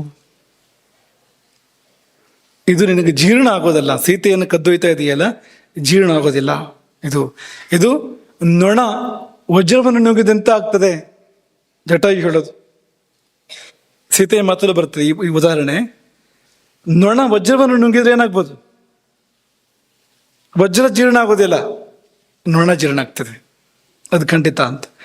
ಹಾಗಾಗಿ ಆ ಜೀರ್ಣವನ್ನು ಕೂಡ ತುಂಬಾ ಹತ್ತಿರ ಇದೆ ಅಂತ. ಅದು ಜೀರ್ಣ ಆಗದೆ ಇದ್ದಿದ್ದೇ ಆಮವಾಗಿ, ರೋಗಗಳ ಮೂಲವಾಗಿ ಶರೀರವನ್ನು ಶಿಥಿಲ ಮಾಡ್ತಾ ಮಾಡ್ತಾ ಮಾಡ್ತಾ ನಮ್ಮನ್ನು ಮೃತ್ಯುವಿಗೆ ಕರ್ಕೊಂಡು ಹೋಗುವಂಥದ್ದು. ಮೊದಲಿಂದಲೇ ಜಾಗ್ರತೆ ಮಾಡಿದರೆ, ಅದಕ್ಕೆ ಈ ಸಾಕಷ್ಟು ಸಮಯ ಬಿಡಬೇಕು ಅಂತ. ಆಹಾರಕ್ಕೂ ಮಧ್ಯದಲ್ಲಿ ಸಾಕಷ್ಟು ಸಮಯ ಯಾಕೆ ಬಿಡಬೇಕು ಅಂದರೆ, ಜೀರ್ಣ ಆಗಿ ಹೋಗಲಿ, ಅದು ಉಳ್ಕೊಳ್ಳೋದು ಬೇಡ ಒಳಗಡೆಗೆ. ಶೇಷ, ನಿಮ್ಮ ಲೆಕ್ಕಗಳಲ್ಲಿ ಶೇಷ ಉಳಿಬೋದು, ಆದರೆ ಇಲ್ಲಿ ಶೇಷ ಉಳಿಬಾರದು. ಇಲ್ಲಿ ಶೇಷ ನಿಶೇಷ ಆಗಲೇಬೇಕು ಅಂತ. ಹಾಗಾಗಿ ಸಾಕಷ್ಟು ಸಮಯವನ್ನು ಬಿಟ್ಟು ಪುನಃ ಆಹಾರ ಸ್ವೀಕಾರ ಮಾಡಬೇಕು. ಪದೇ ಪದೇ ಗಬ ಮಾಡ್ತಾ ಇರಬಾರ್ದು. ಬಂದ ಅಡುಗೆ ಮನೆಗೆ ಅನ್ನೋ ಥರ ಮಾಡಬಾರ್ದು. ಅಲ್ಲಿ ಅಡುಗೆ ಮನೆಗೆ ಒಂದ್ಸತಿ ಹೋದರೆ ಅಡುಗೆ ಮನೇಲಿ ಊಟ ಮಾಡಬಾರ್ದು ಅಂತ ಲೆಕ್ಕ. ಭೋಜನ ಶಾಲೆ ಬೇರೆ ಇರಬೇಕು ಅಂತ ಹೋದರೆ ಮತ್ತೆ ಆಯ್ತು, ಇಷ್ಟು ಸಮಯ ಬಿಡಬೇಕು, ಅದಕ್ಕೆ ಬಿಟ್ಟ ಮೇಲೆ ಮತ್ತೆ ಹೋಗ್ಬೋದು, ಯಾಕೆಂದರೆ ಜೀರ್ಣ ಆಗಬೇಕು ಅಂತ. ಹಾಗಾಗಿ ಈ ಹಿನ್ನೆಲೆಯಲ್ಲಿ ಆರೋಗ್ಯ ಲಕ್ಷಣ ಹೇಳುವಾಗ ಮೊಟ್ಟ ಮೊದಲು ಹೇಳಿದ್ದು ಅನ್ನಾಭಿಲಾಷ. ಎಷ್ಟು ಮುಖ್ಯ ಆಹಾರ, ಯಾಕೆ ಇದು ಉಪಸ್ತಂಭ ಇದು. ಎರಡನೇದು ಭುಕ್ತಸ್ಯ ಪರಿಪಾಕ. ಊಟ ಮಾಡಿದ್ರೆ ಜೀರ್ಣ ಆಗ್ಬೇಕು. ಸುಖೇನ ಅಂತ ಕಷ್ಟಪಟ್ಟು ಜೀರ್ಣ. ಕೆಲವು ಜನ ಕಷ್ಟಪಡ್ತಾ ಇರ್ತಾರೆ ಜೀರ್ಣ ಮಾಡ್ಕೊಳ್ಳೋಕೆ ಅಂತ, ಏನೇನೋ ಮಾಡ್ತಾ ಇರ್ತಾರೆ. ಯಾಕೆ ತಿನ್ಬೇಕು ಅಷ್ಟೆಲ್ಲ ಅಂಥದ್ಮೇಲೆ ಯಾಕೆ ತಿನ್ಬೇಕು? ಜೀರ್ಣ ಮಾಡ್ಕೊಳ್ಳೋಕೆ ಕಷ್ಟ ಆಗುವಂಥದ್ದನ್ನು ಯಾಕಾರು ತಿನ್ಬೇಕು, ಆಮೇಲೆ ಯಾಕಾರು ಒದ್ದಾಡಬೇಕು. ಭುಕ್ತಸ್ಯ ಪರಿಪಾಕ ಸುಖೇನ ಚ. ಸುಖವಾಗಿ ಊಟ ಮಾಡಿದ್ದು ಜೀರ್ಣ ಆಗಬೇಕು. ಆದಮೇಲೆ ಹೊರಗೆ ಹೋಗಬೇಕಾದ ಭಾಗ ಅನಾಯಾಸವಾಗಿ ಹೊರಗೆ ಹೋಗಬೇಕು. ಅದು ಘನವಾಗಿ, ದ್ರವವಾಗಿ, ವಾಯುವಾಗಿ ಹೊರಗೆ ಹೋಗಬೇಕಾಗಿದ್ದು ಹೊರಗೆ ಹೋಗಬೇಕು. ಅದರ ಪರಿಣಾಮ ಶರೀರಸ್ಯ ಲಾಘವಂ, ಶರೀರ ಹಗುರ ಆಗಬೇಕು. ಶರೀರ ಭಾರ ಅಂತ ಅನಿಸ್ಬಾರ್ದು. ಹೇಳ್ಬೇಕಾದ್ರೆ ಕೈ ಕೊಡಬೇಕು ಅನ್ನೋ ಥರ ಆಗಬಾರ್ದು. ಹೇಳ್ಬೇಕಾದ್ರೆ ಕೈ ಕೊಡೋ ಥರ ಆಗ್ತಾ ಇದೆ ಅಂದ್ರೆ ಕೈ ಕೊಟ್ಟಿದೆ ಅಂತಲೇ ಅರ್ಥ. ಅದಕ್ಕೆ ಆರೋಗ್ಯ, ಬೇರೆ ಏನೂ ಇಲ್ಲ. ಹಾಗಾಗಿ ಆ ಥರ ಆಗಬಾರ್ದು. ನಮ್ಮ ಕಾಲ ಮೇಲೆ ನಾವು ಸುಖವಾಗಿ ನಿಂತ್ಕೊಳ್ತಾರೆ ಇರಬೇಕು, ಹಗುರ ಇರಬೇಕು ಶರೀರ ಅಂತ. ಸುಪ್ರಸನ್ನೇಂದ್ರಿಯತ್ವಂಚ ಅಂತ, ಕಣ್ಣು ತಂಪಾಗಿರ್ಬೇಕು, ಕಿವಿ ಶುದ್ಧವಾಗಿರ್ಬೇಕು, ಇಂದ್ರಿಯಗಳು ಪಟುವಾಗಿರ್ಬೇಕು. ಸುಖ ಸ್ವಪ್ನ ಪ್ರಬೋಧನಂ, ನಿದ್ದೆ ಬರೋಕ್ಕೂ ಕಷ್ಟ ಆಗಬಾರ್ದು. ಅದೇನು ಕಷ್ಟ ಇಲ್ಲ ಅಂತ ಹೇಳ್ತೀರಣ್ಣ ನೀವು, ಮುಂದಿದೆ ಎಚ್ಚರ ಆಗೋದಕ್ಕೂ ಕಷ್ಟ ಆಗಬಾರ್ದು. ಸುಖವಾಗಿ ನಿದ್ದೆ ಬರಬೇಕು, ಸುಖವಾಗಿ ಎಚ್ಚರ ಆಗಬೇಕು ಅಂತ. ಈ ದೇವಸ್ಥಾನದ ಜೀರ್ಣೋದ್ಧಾರ ಅನ್ನುವಾಗ ಕೆಲವರು ಹೇಳ್ತಾ ಇರುತ್ತೆ, ಆ ಪೂರ್ವಾರ್ಧ ಮಾಡ್ಬಿಡ್ತೀವಿ ತೊಂದರೆ ಇಲ್ಲ, ಏನೋ ಉತ್ತರಾರ್ಧ ಸ್ವಲ್ಪ ಕಷ್ಟ ಅಂತ. ಜೀರ್ಣ ಮಾಡಿಬಿಡ್ತೀವಿ ದೇವಸ್ಥಾನನ, ಆದರೆ ಉದ್ಧಾರ ಮಾಡಬೇಕು ಅಂದರೆ ಕೆಲಸ ಇದೆ ಅಂತ. ಹಾಗೆ ಸುಖ ಸ್ವಪ್ನ ಅಂದರೆ ಸುಖವಾಗಿ ನಿದ್ದೆ ಬಂದ್ಬಿಡ್ಬೋದು, ಅದು ಎಚ್ಚರ ಆಗೋದು ಸುಲಭ ಇಲ್ಲ ಅಂತ. ಸುಖವಾಗಿ ನಿದ್ದೆ ಬರೋಕ್ಕೂ ಸುಲಭ ಇಲ್ಲ. ಜೀವನ ಸರಿ ಇಟ್ಕೊಳ್ಳದೆ ಹೋದರೆ ನಿದ್ದೆನೇ ಹೋಗ್ಬಿಡುತ್ತೆ. ಇನ್ಸೋಮ್ನಿಯಾ, ನಿದ್ರಾಹೀನತೆ, ಅದು ಬಂದೇ ಬಿಡುತ್ತೆ ಅಂತ. ಆಮೇಲೆ ಅಂತ ಬಲವರ್ಣ ಆಯುಷಾಂ ಲಾಭ, ಶಕ್ತಿ, ಬಣ್ಣ. ವೈದ್ಯನಾಥನು ಬಣ್ಣ ನೋಡ್ತಾನೆ, ಚಂದಕ್ಕಾಗಿ ಅಲ್ಲ ಅಂತ. ಒಳಗೆಲ್ಲ ಸರಿ ಇದ್ರೆ ಒಂದು ಬಣ್ಣ ಇರ್ತದೆ ಶರೀರಕ್ಕೊಂದು ಅಂತ, ಆ ಬಣ್ಣ ಇದೆಯೋ ಇಲ್ವೋ ನೋಡ್ತಾನೆ ಅವನು ಅಂತ. ಆಯುಷಾಂ ಲಾಭ ಅಂತ, ಆಯುಸ್ಸು. ಸೌಮನಸ್ಯಂ, ಸಮಾಧಾನ, ಒಳ್ಳೆ ಮನಸ್ಸು. ಆಮೇಲೆ ಆಗ್ನಿತ, ಹಸಿವು ಅದು ಅತಿಯಾಗಬಾರ್ದು, ಮಂದವೂ ಆಗಬಾರ್ದು. ಕ್ಷಣಚಿತ್ತ ಕ್ಷಣಪಿತ್ತ ಅನ್ನೋತರೂ ಆಗಬಾರ್ದು, ಒಂದ್ಸಾರಿ ಹೀಗೆ ಒಂದ್ಸಾರಿ ಹಾಗೆ ಅನ್ನೋತರೂ ಆಗಬಾರ್ದು. ಸಮವಾಗಿರ್ಬೇಕು. ಇವತ್ತು ಬಕಾಸುರ ನಾಳೆ ನೆರಪೇತ್ಲ ಅನ್ನೋತರ ಆಗಬಾರ್ದು. ಎಷ್ಟು ಊಟ ಮಾಡಿದ್ರು ಸಾಲದೆ ಇವತ್ತು, ನಾಳೆ ಊಟವೇ ಸೇರೋದಿಲ್ಲ ಅಂತ. ಸಮಾಗ್ನಿ ಅಂತ ಆ ಥರ ಇರಬೇಕು ಅಂತ ಒಂದು ಪಟ್ಟಿ ಕೊಟ್ಟರು. ಈ ಪಟ್ಟಿಯಲ್ಲಿ ಆರಂಭದ 2 ಶಬ್ದಗಳೇ ನಮಗೇನು ಹೇಳ್ತಾ ಇದೆ ಅಂದರೆ ಆಹಾರ ಎಷ್ಟು ಮುಖ್ಯ ಅನ್ನೋದನ್ನು ಹೇಳ್ತಾ ಇದೆ. ಆಮೇಲೆ ಇನ್ನೊಂದು ಮಾತು, ಕಾಶ್ಯಪ ಸಂಹಿತೆ ಇದೆ, ಅವ್ರು ನೇರ ಅವರು ಒಂದೇ ಮಾತಲ್ಲಿ ಹೇಳಿ ಮುಗಿಸ್ಬಿಡ್ತಾರೆ. ಅವರು ಒಂದು ಶ್ಲೋಕ ಇದೆ, ಆ ಶ್ಲೋಕ ಎಲ್ಲ ಬೇಕಾಗೋದಿಲ್ಲ, ಶ್ಲೋಕದ ಒಂದು ಪಾದ ಸಾಕಾಗತ್ತೆ. ಏನು ಹೇಳ್ತಾರೆ ಅಂದರೆ ಆರೋಗ್ಯಂ ಭೋಜನಾಧೀನಂ, ಮುಗಿಸ್ಬಿಟ್ರು ಅವರು ಅಷ್ಟೇ, ಒಂದೇ ಮಾತು. ಆರೋಗ್ಯಂ ಭೋಜನಾಧೀನಂ, ನಿಮ್ಮ ಆರೋಗ್ಯ ನಿಮ್ಮ ಊಟವನ್ನು ಹೊಂದಿಕೊಂಡಿದೆ, ಹುಷಾರಾಗಿ ಮಾಡಿ, ತಿಳ್ಕೊಳ್ಳಿ ಅದ್ರ ಬಗ್ಗೆ ಯಾವುದು ಏನು ಅಂತ. ಕೊನೆ ಪಕ್ಷ ಎಲ್ಲವನ್ನೂ ತಿಳ್ಕೊಳ್ಳದೆ ಆದರೂ ಕೂಡ ನೀವು ನಿತ್ಯ ಊಟ ಮಾಡುವಂಥ ವಸ್ತುಗಳಿದೆಯಲ್ಲ ಅದ್ರ ಬಗ್ಗೆ ತಿಳ್ಕೊಳ್ಳಿ, ಏನು ಹೋಗ್ತಾ ಇದೆ ಒಳಗಡೆ ಅಂತ ಸ್ವಲ್ಪ ನೋಡ್ಕೊಳ್ಳಿ. ಇಷ್ಟು ಆಹಾರದ ಬಗ್ಗೆ. ಇದರ ವಿಸ್ತಾರವನ್ನು ಮುಂದಕ್ಕೆ ನೋಡೋಣ. ಇದನ್ನೇ ಪೂರ್ತಿ ಹೇಳೋಕ್ಕಿರೋಂಥದ್ದು, ಇನ್ನು ಉಳಿದ ಚಾತುರ್ಮಾಸ್ಯ ಪೂರ್ತಿ. ಆದರೆ 2 ಉಪಸ್ತಂಭಗಳ ಬಗ್ಗೆ ಕೆಲವು ಸಂಗತಿಗಳನ್ನ ಮಾತಾಡ್ಕೊಂಡು ನಾವು ಮುಂದಕ್ಕೆ ಹೋಗಬೇಕು. ಅದನ್ನು ಹಾಗೆ ಬಿಡೋ ಹಾಗಿಲ್ಲ, ಯಾಕೆಂದರೆ ಇದಕ್ಕೆ ಸಂಬಂಧಪಟ್ಟಿದೆ. ಈ ಆಹಾರಕ್ಕೂ ಅದಕ್ಕೂ ತುಂಬ ಬಂಧ ಇದೆ, ಆ ಕಾರಣಕ್ಕೋಸ್ಕರವಾಗಿ. 2ನೇ ಉಪಸ್ತಂಭ ಯಾವುದು? ನಿದ್ರಾ. ಕಂಬಕ್ಕವರಿಗೆ ನಿದ್ದೆ ಮಾಡೋದು ಗೊತ್ತಿತ್ತು, ಆದ್ರೆ ನಿದ್ದೆನೇ ಒಂದು ಕಂಬ ಅಂತ ಗೊತ್ತಿರಲಿಲ್ಲ ಅಲ್ವಾ? ಅದಿಲ್ಲದೆ ಜೀವನ ಇಲ್ಲ, ನಿದ್ದೆ ಇಲ್ಲದೆ ಜೀವನ ಇಲ್ಲ. ಒಂದು ವಸ್ತುವಿನ ಅಭಾವದಲ್ಲಿ ಅದರ ಬೆಲೆ ಗೊತ್ತಾಗ್ತದಂತೆ ಅಲ್ವಾ? ಯಾವುದಾದ್ರೂ ಒಂದು ಇಲ್ಲದೆ ಇದ್ರೆ ಅಥವಾ ಯಾರೊಬ್ಬರು ಕಾಣದೆ ಹೋದ್ರೆ ಅವ್ರ ಬೆಲೆ ಆಗ ಗೊತ್ತಾಗೋದು ಅಂತ. ಆದರೆ ಇದು ಹಾಗಲ್ಲ. ಇದು ನಿದ್ದೆ ಇಲ್ಲದೆ ಇದ್ರೆ ಬೆಲೆ ಗೊತ್ತಾಗೋದಿಲ್ಲ. ಆಮೇಲೆ ಈ ಅಸಾಮ್ಯ ಇಲ್ಲ ಅಂತ. ನಿದ್ದೆ ಹೋಯ್ತು ಅಂದ್ರೆ ಅಸಾಮ್ಯ ಹೋಗ್ತಾನೆ, ಮತ್ತೆ ಬೆಲೆಗಿಲೆ ವಿಷಯ ಎಲ್ಲ ಏನೂ ಇಲ್ಲ. ಅಲ್ಲಿ ಹೋಗಿ ನೋಡ್ಕೊಳ್ಬೇಕು ಬೆಲೆನ. ಚಿತ್ರಗುಪ್ತನ ಬಳಿ ಸಂಭಾಷಣೆ ಮಾಡಬೇಕು, ನಿದ್ದೆ ಬೆಲೆ ಏನು ಅಂತ ಹೊರತು ಇಲ್ಲಿ ಅದಕ್ಕೆ ಹೆಚ್ಚು ಅವಕಾಶ ಸಿಗೋದಿಲ್ಲ ಅಂತ. ಅಷ್ಟು ಮುಖ್ಯವಾಗಿರುವಂಥದ್ದು ಅದು ಅಂತ, ಆ ನಿದ್ದೆ ಎನ್ನುವಂಥದ್ದು ಅಂತ. ಮೊದಲು ಬುದ್ಧಿ ಕೆಡ್ತದೆ, ಆಮೇಲೆ ಬದುಕೆ ಕೆಡ್ತದೆ ಅಂಥದ್ದು ಅಂತ. ನಿದ್ದೆ ಬಗ್ಗೆ ಒಂದು ಪೀಠಿಕೆಯನ್ನು ಇವತ್ತು ಮಾತಾಡೋಣ. ಇಲ್ದಿದ್ರೆ ಆಹಾರಕ್ಕೆ ತಡಾಗ್ತದೆ. ಹಾಗಾಗಿ ನಿದ್ದೆ ಬಗ್ಗೆ ಒಂದು ಪೀಠಿಕೆಯನ್ನು ಮಾತ್ರ ಮಾತಾಡಿದರೆ ಸಾಕು ಅಂತ ಅಂದ್ಕೊಳ್ತೇವೆ. ಯಾರು ಈ ನಿದ್ರೆ? ಏನದು ನಿದ್ರೆ ಅಂದರೆ? ನಾವು ಯೋಚನೆ ಮಾಡಿದ್ದೇವಾ? ಹೋಗಿ ಬಿದ್ದುಬಿಡ್ತೇವೆ ಹಾಸಿಗೆ ಮೇಲೆ ಬಪ್ ಅಂತ, ಆಮೇಲೆ ಎಚ್ಚರ ಇಲ್ಲ. ಎಷ್ಟೇ ಕಲ್ಪನೆ ನಿದ್ರೆ ಬಗ್ಗೆ ಅಂತ. ನಿಜಕ್ಕೂ ಯಾರು ಅದು ಅಂತ, ಏನು ಅದು ಅಂತ ಗೊತ್ತಾದರೆ ಒಂದ್ಸರಿ ದಿಗಿಲಾಗ್ತದೆ ಅಂತ.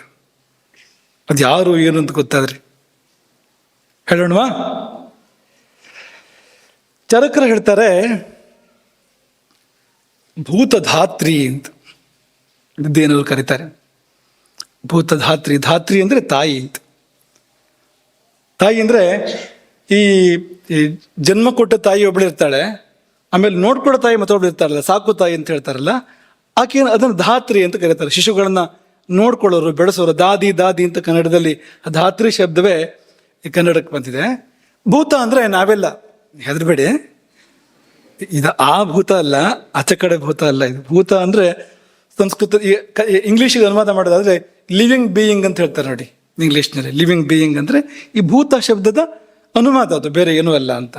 ಹಾಗಾಗಿ ಭೂತ ಹಿತೈಷಿ, ಸರ್ವಭೂತ ಹಿತೈಷಿ ಅಂದ್ರೆ ಎಲ್ಲ ಭೂತ ಪ್ರೇತಗಳಿಗೆ ಒಳ್ಳೇದಾಗ್ಲಿ ಅಂತ ಹೇಳ್ತಾನೆ ಅಂತ ಅರ್ಥ ಅಲ್ಲ. ಅದಕ್ಕೆ ಸರ್ವಭೂತ ಹಿತೈಷಿ ಅಂದ್ರೆ ಎಲ್ಲ ಜೀವಿಸಿರ್ತಕ್ಕಂಥ ಪ್ರತಿಯೊಬ್ಬ ಪ್ರಾಣಿ ಹಿತವನ್ನು ಬಯಸ್ತಕ್ಕಂಥವನು ಅಂತ ಅರ್ಥ. ಅದಕ್ಕೆ ರಾಮನಿಗೆ ಸರ್ವಭೂತ ಹಿತೈಷಿ ಅಂತ ಹೇಳ್ತಾರಲ್ಲ, ಅಥವಾ ಮಹಾತ್ಮರಿಗೆ ಹೇಳ್ತಾರಲ್ಲ.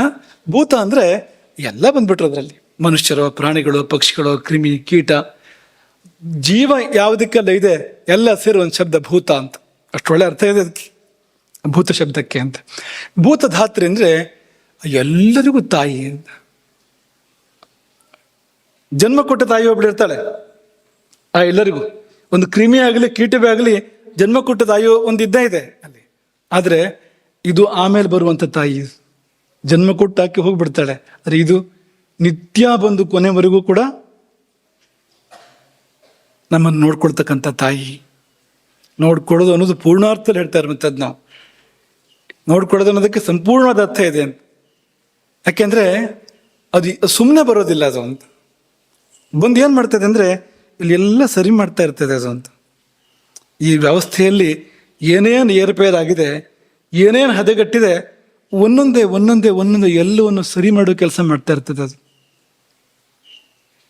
ಯಾರು ಮಾಡ್ತಾರೆ? ಹಾಗಾಗಿ ಅಲ್ವಾ ಅರ್ಧ ರೋಗ ಹರಿ ನಿದ್ರಾ. ಔಷಧಕ್ಕೆಷ್ಟು ಪ್ರಾಮುಖ್ಯವೋ ನಿದ್ದೆಗಷ್ಟೇ ಪ್ರಾಮುಖ್ಯ, ವೈದ್ಯರಿಗೆಷ್ಟು ಪ್ರಾಮುಖ್ಯವೋ ನಿದ್ದೆಗಷ್ಟೇ ಪ್ರಾಮುಖ್ಯ, ಚೂರು ಜಾಸ್ತಿ ಪ್ರಾಮುಖ್ಯ. ಇದಿದ್ರೆ ಅವ್ರು ಕೆಲಸ ಮಾಡೋಕೆ ಸಾಧ್ಯ, ಇದು ಹೋಯ್ತು ಅಂದ್ರೆ ಅವ್ರು ಏನು ಮಾಡೋಕ್ಕೂ ಸಾಧ್ಯ ಇಲ್ಲ. ತಾನೇ ನೋಡ್ಕೊಂಡು ಸರಿ ಮಾಡಿಬಿಡ್ತದೆ ಅಂತ. ಎಷ್ಟೋ ಏರುಪೇರುಗಳನ್ನ, ರೋಗಗಳನ್ನ, ಅಥವಾ ಎಷ್ಟೋ ಅನಾಹುತಗಳನ್ನ, ಮುಂದಾಗಲಿಕ್ಕಿರುವಂಥದ್ದನ್ನ ನಿತ್ಯ ನಿತ್ಯ ನಾವು ಹಗಲು ಮಾಡಿದ ತಪ್ಪುಗಳೆಲ್ಲ ಇದೆಯಲ್ಲ, ರಾತ್ರಿ ಸರಿ ಮಾಡ್ತಾ ಕೂತಿರ್ತದೆ ಪಾಪ. ಧಾತ್ರಿ, ಭೂತಧಾತ್ರಿ. ಸುಶ್ರುತರು ವೈಷ್ಣವಿ ಮಾಯಾ ಅಂತ ಕರೆದ್ರು ನಿದ್ದೆಯನ್ನ, ವಿಷ್ಣು ಮಾಯೆ ಅಂತ. ನೋಡಿ, ಇವ್ರುಗಳೆಲ್ಲ ಅವರು ಕೇವಲ ವೈದ್ಯರಲ್ಲ, ಯೋಗಿಗಳು ಅಂತ ಗೊತ್ತಾಗೋದು ಇಂಥ ಸಂದರ್ಭದಲ್ಲಿ ಅಂತ. ಇದ್ರೆ ವಿಷ್ಣು ಮಾಯೆ ಪ್ರಸ್ತಾಪ ಸುಶ್ರುತರಿಗೆ ಆಗಪ್ಪ. ಸುಶ್ರುತರು ನಮಗೆಲ್ಲ ಗೊತ್ತಿರೋದೇನು ಅಂತ. ಶಸ್ತ್ರಚಿಕಿತ್ಸೆಯನ್ನು ಪ್ರಪಂಚಕ್ಕೆ ಕೊಟ್ಟವರು ಅಂತ ಅಷ್ಟೇ ಗೊತ್ತು ನಮಗೆ ಹೊರತು ಎಂಥ ಮಹಾಯೋಗಿ ಸುಶ್ರುತ ಅಂತ ನಮಗೇನು ಗೊತ್ತು ಅಂತ. ಹಾಗೆ ವೈಷ್ಣವಿ ಮಾಯಾ ಎಂಬುದಾಗಿ ಸುಶ್ರುತರು ಕರೆದ್ರು. ಆದರೆ ಇದೆಲ್ಲಕ್ಕಿಂತ ಅದ್ಭುತವಾಗಿರ್ತಕ್ಕಂಥ ವಿವರಣೆ ಬ್ರಹ್ಮವೈವರ್ತ ಪುರಾಣದಲ್ಲಿದೆ. ಇನ್ನಷ್ಟು ವಿಶೇಷವಾಗಿರ್ತಕ್ಕಂಥ ವಿವರಣೆ. ಬ್ರಹ್ಮವೈವರ್ತ ಪುರಾಣ ಏನು ಹೇಳುತ್ತೆ? 2ನೇ ಖಂಡ 1ನೇ ಅಧ್ಯಾಯ 123ನೇ ಶ್ಲೋಕ ಏನು ಹೇಳುತ್ತೆ ಅಂತಂದ್ರೆ, ನಿದ್ರೆ ಯಾರಂತೆ ಅಂದ್ರೆ ಕಾಲಾಗ್ನಿರುದ್ರ ಪತ್ನಿ ಚ ನಿದ್ರಾ ಸಾ ಸಿದ್ಧ ಯೋಗಿನಿ ಸರ್ವಲೋಕಾ ಸಮಾಚ್ಛನ್ನಾ ಯಯಾ ಯೋಗೇನ ರಾತ್ರಿಷು. ಕಾಲಾಗ್ನಿ ರುದ್ರನ ಪತ್ನಿ ಅಂತೆ ಆಕೆಗೆ ವಿಶೇಷ ಅಭಿಧಾನ ಸಿದ್ಧಯೋಗಿನಿ. ಗೊತ್ತಾ ನಮಗಿದು? ಸಿದ್ಧಯೋಗಿನಿ ರಾತ್ರಿ ಸಮಯದಲ್ಲಿ ಇಡೀ ಪ್ರಪಂಚವನ್ನು ಆಕೆ ಬಂದು ಮುಚ್ಚುತ್ತಾಳೆ, ಆವರಿಸ್ತಾಳೆ ಅಂತ, ಯೋಗದಿಂದ ಅಂತ. ಯೋಗೇನ ಸರ್ವಲೋಕಾ ಸಮಾಚ್ಛನ್ನಾ ರಾತ್ರಿಷು. ದೇವಿ ಅಂತ ಈ ಉಕ್ತಿ ಏನು ಹೇಳ್ತಾ ಇದೆ ಅಂದ್ರೆ, ನಿದ್ರೆ ಅನ್ನೋದು ದೇವತೆ ಅದು ಅಂತ. ಮತ್ತೆ ಯಾವುದೋ ಒಂದು ಸಣ್ಣ ಪುಟ್ಟ ದೇವಿ ಅಲ್ಲ, ಕಾಲಾಗ್ನಿ ರುದ್ರನ ಪತ್ನಿ, ಶಿವನ ಅರ್ಧಾಂಗಿನಿ, ಸಾಕ್ಷಾತ್ ಪಾರ್ವತಿ ನಿದ್ದೆಯನ್ನು ಹೇಳ್ತಾ ಇರುವಂಥದ್ದು. ನೋಡಿ, ಆ ಕಡೆ ನೋಡಿದರೆ ಅನ್ನಪೂರ್ಣೇಶ್ವರಿ, ಅದು ಅದೇ ಶಿವನ ಪತ್ನಿಯೇ ಯಥಾ ಪ್ರಕಾರ. ಈ ಕಡೆ ಬಂದರೆ ಅವಳೇ ಸಿದ್ಧಯೋಗಿನಿ, ಕಾಲಾಗ್ನಿರುದ್ರ ಪತ್ನಿ. ದೇವಿ ಅಂತ ಬಾಯ್ಬಿಟ್ಟು ಹೇಳಿದಾರ ಅಂತ ಕೇಳಿದ್ರೆ ಇನ್ನೇನು ಬಾಯ್ಬಿಟ್ಟು ಹೇಳ್ಬೇಕು, ಇಷ್ಟೆಲ್ಲ ಹೇಳಿದಾರಲ್ಲ. ಆದರೂ ಬೇಕೇ ಬೇಕಂದ್ರೆ ಸಪ್ತಶತಿ. ಯಾ ದೇವಿ ಸರ್ವಭೂತೇಷು ನಿದ್ರಾರೂಪೇಣ ಸಂಸ್ಥಿತ ನಮಸ್ತಸ್ಯೈ ನಮಸ್ತಸ್ಯೈ ನಮಸ್ತಸ್ಯೈ ನಮೋ ನಮಃ. ಇನ್ನೇನು ಸಂಶಯ ಉಳಿಲಿಲ್ಲ, ಅದೊಂದು ದೇವತೆ. ಹಾಗಾಗಿ ಮರ್ಯಾದೆಯಿಂದ ವ್ಯವಹಾರ ಮಾಡಬೇಕು. ನಿದ್ರೆಗೆ ಕೊಡಬೇಕಾದ ಮರ್ಯಾದೆಯನ್ನು ಕೊಡಬೇಕು. ಅದು ಬರುವ ಹೊತ್ತಿನಲ್ಲಿ ಕೈ ಮುಗಿದು ಅವಕಾಶ ಮಾಡಬೇಕು. ಅದು ಬರೋ ಮುಹೂರ್ತ ಇದೆ, ಅದು ಬರೋ ಸಂದರ್ಭ ಇದೆ. ಆಮೇಲೆ ಬಾ ಅಂತ ನಾವು ಇನ್ನೇನು ಮಾಡ್ತಾ ಕೂತ್ಕೊಂಡ್ರೆ ಪರಿಣಾಮ ಘನಘೋರ ಆಗ್ಬೋದು ಅಂತ. ಯಾಕೆಂದ್ರೆ ಬಂದವಳು ಬೇರೆ ಯಾರೂ ಅಲ್ಲ, ಸಾಕ್ಷಾತ್ ಪ್ರಕೃತಿ ಮಾತೆ ಬಂದಿರತಕ್ಕಂಥವಳು ಅಂತ. ಈಗ ಪ್ರಶ್ನೆ, ನೀವೇನಾದ್ರು ಕೇಳಿಬಿಟ್ಟಿರಿ ಅಂತ ಮೊದಲೇ ನಾವು ನಿಮ್ಗಿಂತ ಮುಂಚೆ ನಾವೇ ತಗೊಳ್ತಾ ಇದ್ದೇವೆ ಅದನ್ನ. ಮೊದಲು ನೋಡಿದ್ರೆ ವಿಷ್ಣು ಮಾಯೆ ಅಂತ ಹೇಳಿದರೆ ಸುಶ್ರುತಾಚಾರ್ಯರಿದ್ದು. ಈಗ ನೋಡಿದ್ರೆ ಕಾಲಾಗ್ನಿರುದ್ರ ಪತ್ನಿ ಅಂತ ಸಪ್ತಶತಿ ಬೇರೆ, ದುರ್ಗೆ. ಅವಳ ಪರ್ಯಾಯದಲ್ಲಿ ಯಾ ದೇವಿ ಸ್ವರೂಪತುಷ ನಿದ್ರಾರೂಪೇಣ ಅಂತ ಹೇಳಿದ್ರಿ.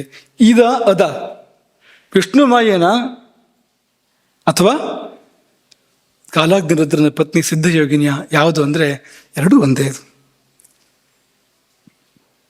ವಿಷ್ಣು ಮಾಯೆ ಬೇರೆ ಅಲ್ಲ, ಸಿದ್ಧಯೋಗಿನಿ ಬೇರೆ ಅಲ್ಲ, ದುರ್ಗೆ ಬೇರೆ ಅಲ್ಲ. ಯಾರಂದ್ರು ಅಂದ್ರೆ ಅದೇ ಸಪ್ತಶತಿ ಹೇಳುವಂಥದ್ದು.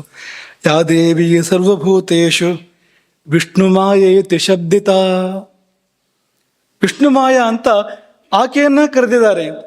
ವಿಷ್ಣು ಮಾಯೇತಿ ಶಬ್ದಿತ ಅಂತ ಅವಳದ್ದೇ ಹೆಸರದು ಅಂತ.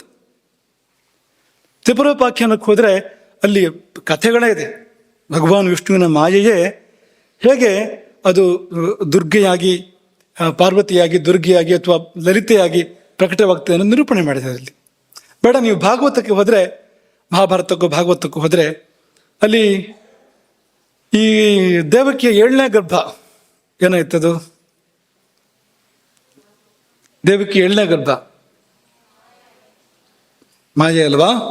ವಿಂಧ್ಯವಾಸಿನಿ ದುರ್ಗೆ ಯಾರದು ಅಂದ್ರೆ ಕೃಷ್ಣನ ಸೋದರಿ, ಕೃಷ್ಣನ ತಂಗಿ ದುರ್ಗೆ ಅದು ಅಂತ. ಅವಳು ವರ್ಣನೆ ಮಾಡುವಾಗ ಪೂರ್ತಿ ದುರ್ಗೆ ವರ್ಣನೆ ಮಾಡಿದ್ದಾರೆ, ನೇರವಾಗಿ ದುರ್ಗೆ ವರ್ಣನೆ ಮಾಡಿದ್ದಾರೆ, ದುರ್ಗೆ ಅಂತಲೇ ಹೇಳಿದ್ದಾರೆ ಅಲ್ಲಿ ಪ್ರಕಟವಾಗಿ. ಯಾರಪ್ಪ ಅಂದ್ರೆ ಕೃಷ್ಣನ ಸೋದರಿ. ಅದರಲ್ಲೇ ಕಥೆಯಲ್ಲಿ ಭಗವಾನ್ ಶ್ರೀ ವಿಷ್ಣು ಯೋಗ ಮಾಯೆ, ತನ್ನ ಮಾಯೆಯನ್ನು ಕರೆದು ಹೇಳಿದ, ನೀ ಮೊದಲು ಹೋಗು, ದೇವಿಗೆ ಗರ್ಭವನ್ನು ಸೇರು ನೀನು, 7ನೇ ಗರ್ಭವಾಗು ನೀನು, ಹೀಗೆಲ್ಲ ಮಾಡು ನೀನು ಅಂತೆಲ್ಲ ಅವನೇ ಸೂಚನೆ ಕೊಟ್ಟ ಅಂತ. ಅದೇ ದುರ್ಗೆ ಅಂತ. ಹಾಗಾಗಿ ಈ ವಿಷ್ಣು ಮಾಯೆ, ದುರ್ಗೆ, ಪಾರ್ವತಿ ಇದು ತುಂಬಾ ಎಷ್ಟು ಹತ್ರ ಇದೆ ಅಂದ್ರೆ ಅದು ಇದು ವ್ಯತ್ಯಾಸ ಏನೂ ಇಲ್ಲ, ಅಷ್ಟು ಹತ್ರ ಇರ್ತಕ್ಕಂಥದ್ದು ನಮಗೆ ಗೊತ್ತಾಗ್ತದೆ. ಹಾಗಾಗಿ ಅಂತಹದ್ದೊಂದು ಮಹಾದೇವತೆಯೇ ನಿದ್ದೆಯಾಗಿ ದಿನ ದಿನ ನಮ್ಮ ಬಳಿಗೆ ಬರ್ತಾ ಇರುವಂಥದ್ದು, ಬಂದು ಎಲ್ಲವನ್ನೂ ಸರಿಪಡ್ತಾ ಇರುವಂಥದ್ದು. ಇಲ್ಲಿ ಏನೇನು ಅಸ್ತವ್ಯಸ್ತ ಆಗಿದೆ, ಏನೇನು ಹಾಳಾಗಿದೆ, ಉಪಯೋಗಿಸಿದ್ದ ವಾಹನವನ್ನ ಒಂದು ದಿವಸ, ಇದೆಂಥ ವಾಹನ ಅಂದ್ರೆ ತುಂಬಾ ಶ್ರೇಷ್ಠವಾಗಿರುವಂಥ ವಾಹನ. ಆದರೆ ನಾವು ಬಳಸ್ತಾ ಇರೋ ವಾಹನಗಳನ್ನ ಅಪರೂಪಕ್ಕೊಂದ್ಸತಿ ಅದನ್ನ ದುರಸ್ತಿಗೆ ಹಾಕಿದ್ರೆ ಸಾಕಾಗ್ಬೋದು. ಇದು ಎಷ್ಟೋ ಓಡಿದ ಮೇಲೆ ಒಂದ್ಸತಿ ಕರ್ಕೊಂಡು ಹೋಗು ಅಂತ ಹೇಳ್ತದೆ ಅದು ಅಲ್ವಾ, ಇನ್ನೇನೋ ವ್ಯತ್ಯಾಸ ಆದ್ರೆ ತಗೊಂಡು ಹೋಗು ಅಂತ ಹೇಳ್ತದೆ ಅದು. ಇದು ಹಾಗಲ್ಲ, ಇದು ದಿನ ದಿನ ಅದಕ್ಕೆ ಅದನ್ನ ಗುಣಪಡಿಸ್ತಕ್ಕಂಥ ಪ್ರಕ್ರಿಯೆಗಳು ಬೇಕು, ಪ್ರತಿದಿನವೂ ಕೂಡ ಬೇಕು.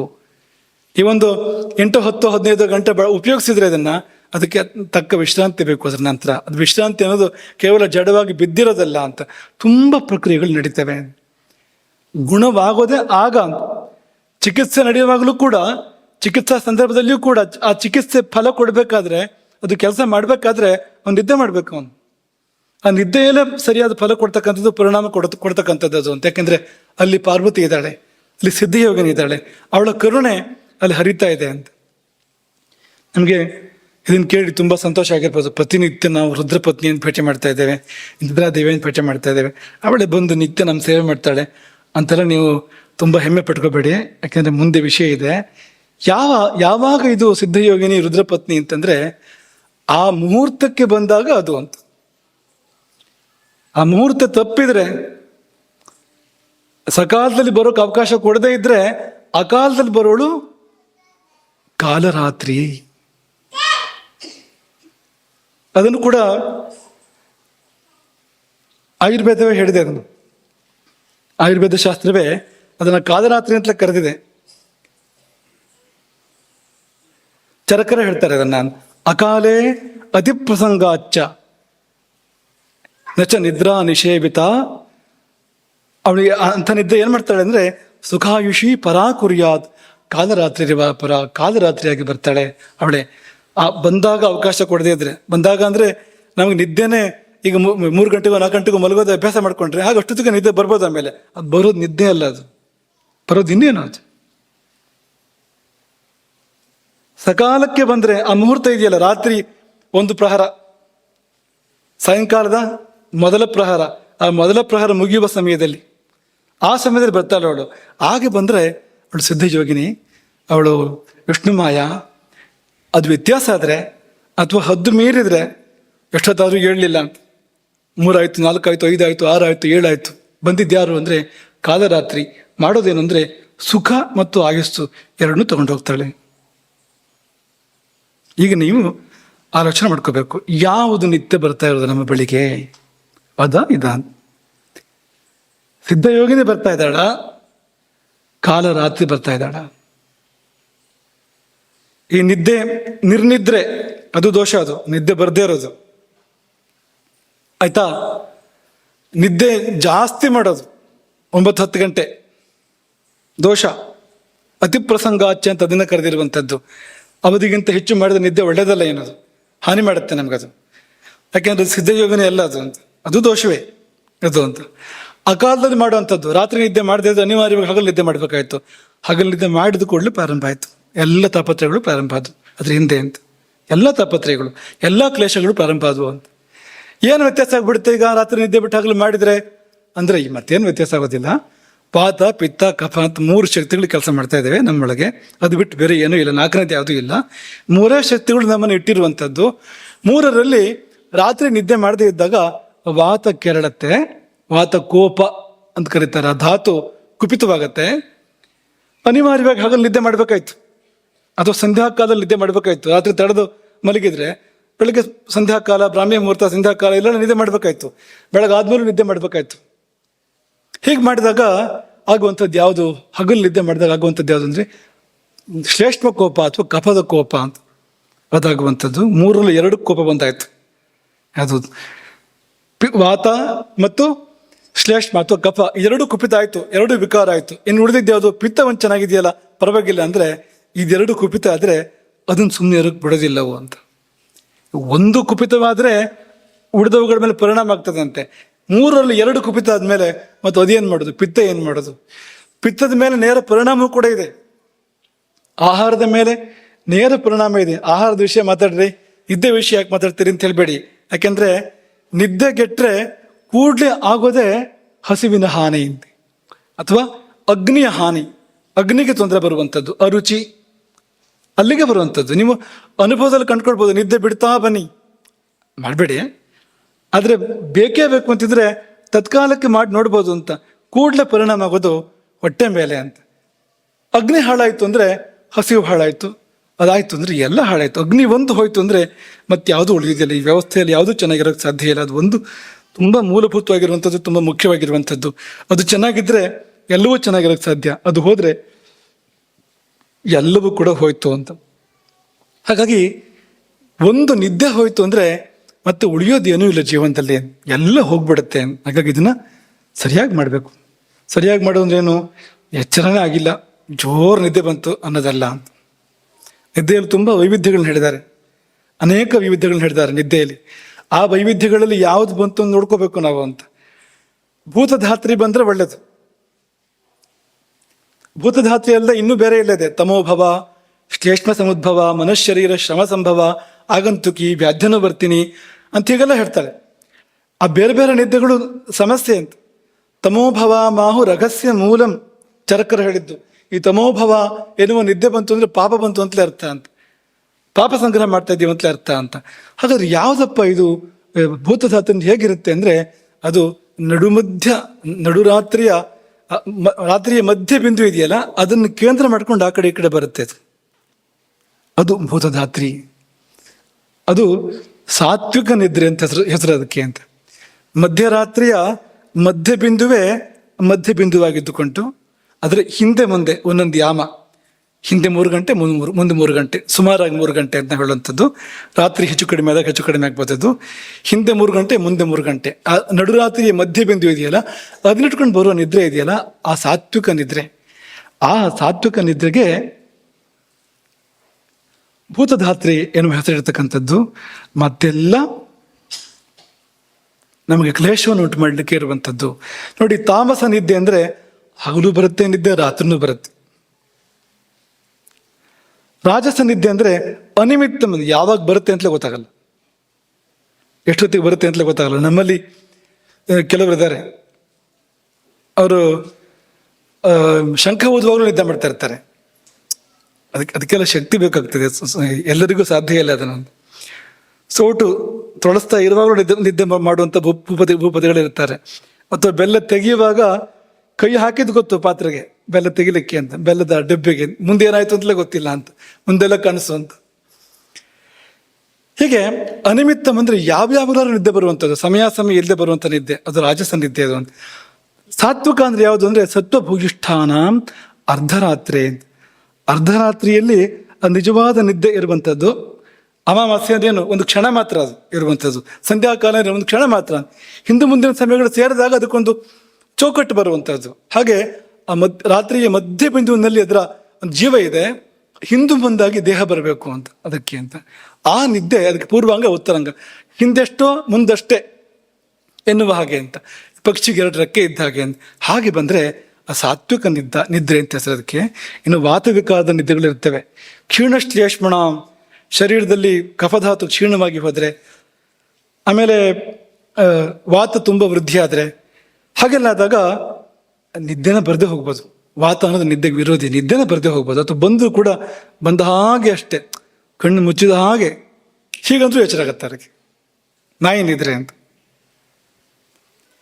ವಿಶ್ರಾಂತಿ ಸಿಗೋದಿಲ್ಲ ಅಂತ, ಶರೀರಕ್ಕೆ ಯಾವ ಮಟ್ಟದ ವಿಶ್ರಾಂತಿ ಸಿಗಬೇಕೋ ಆ ಮಟ್ಟದ ವಿಶ್ರಾಂತಿ ಸಿಗೋದಿಲ್ಲ. ಬೇರೆ ಬೇರೆ ನಿದ್ದೆಗಳು, ಉದಾಹರಣೆಗೆ ಶ್ರಮದ ನಿದ್ದೆ ಇದೆ, ಹಸಿವಿನ ನಿದ್ದೆ, ತುಂಬ ಹಸಿವಾರ ನಿದ್ದೆ ಬರ್ಬೋದು, ತುಂಬ ಶ್ರಮದಾಗಳು ನಿದ್ದೆ ಬರ್ಬೋದು. ಆ ನಿದ್ದೆಗಳಲ್ಲ ಅಂತ. ಯೋಗ ನಿದ್ರೆ ಅಥವಾ ಯೋಗ ನಿದ್ರೆ ಇನ್ನೂ ಮೇಲಕ್ಕೆ ಇರುವಂಥದ್ದು. ಈ ಭೂತಧಾತ್ರಿ ಅಥವಾ ರಾತ್ರಿ ಸ್ವಭಾವ ಪ್ರಭಾವ ಎನ್ನುವಂಥ ನಿದ್ದೆಗಳಲ್ಲ. ಈ ನಿದ್ದೆ ರಾತ್ರಿ ಸ್ವಭಾವ ಪ್ರಭಾವ ಎನ್ನುವಂಥ ನಿದ್ದೆ ಏನಾದ್ರು ಬಂತು ಅಂತಂದರೆ ಎಲ್ಲ ಸರಿಯಾಗ್ಬೋದು ಆಗ ಅಂತ. ಅಗ್ನಿ ಸರಿಯಾಗ್ಬೋದು, ಆಹಾರ ಸರಿಯಾಗ್ಬೋದು, ಮನಸ್ಸು ಚೆನ್ನಾಗಾಗ್ಬೋದು.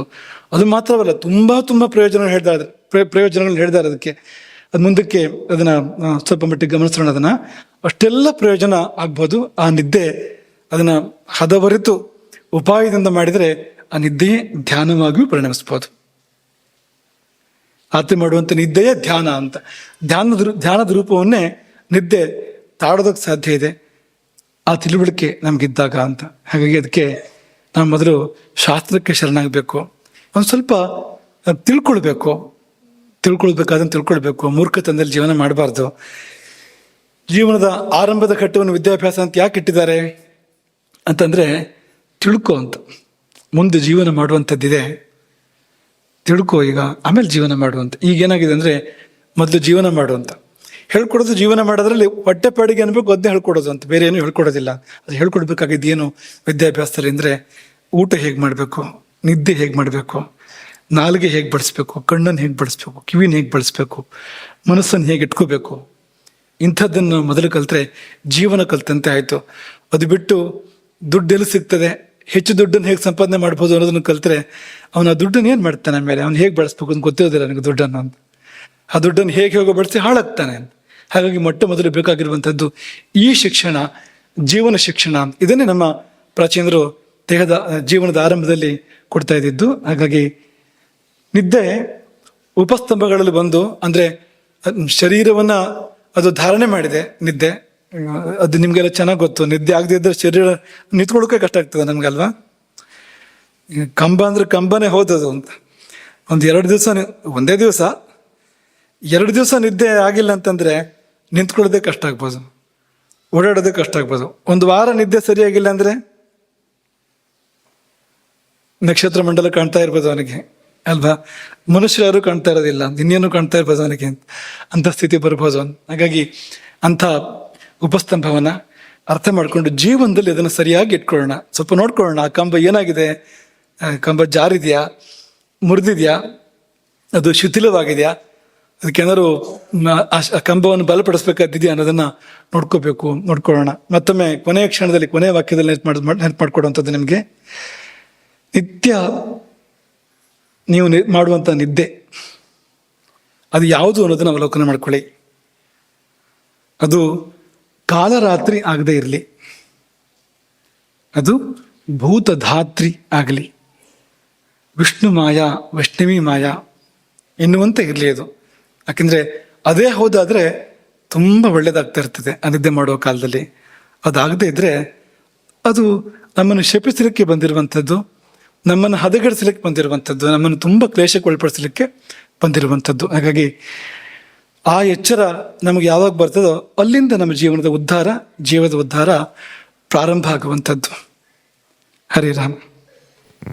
ಗೋಕರ್ಣ ಮಂಡಲಾಧೀಶ್ವರ ಶ್ರೀಮದ್ ಜಗದ್ಗುರು ಶಂಕರಾಚಾರ್ಯ ಶ್ರೀಮದ್ ರಾಘವೇಶ್ವರ ಭಾರತಿ ಸ್ವಾಮಿ ಮಹಾರಾಜ್ ಕಿ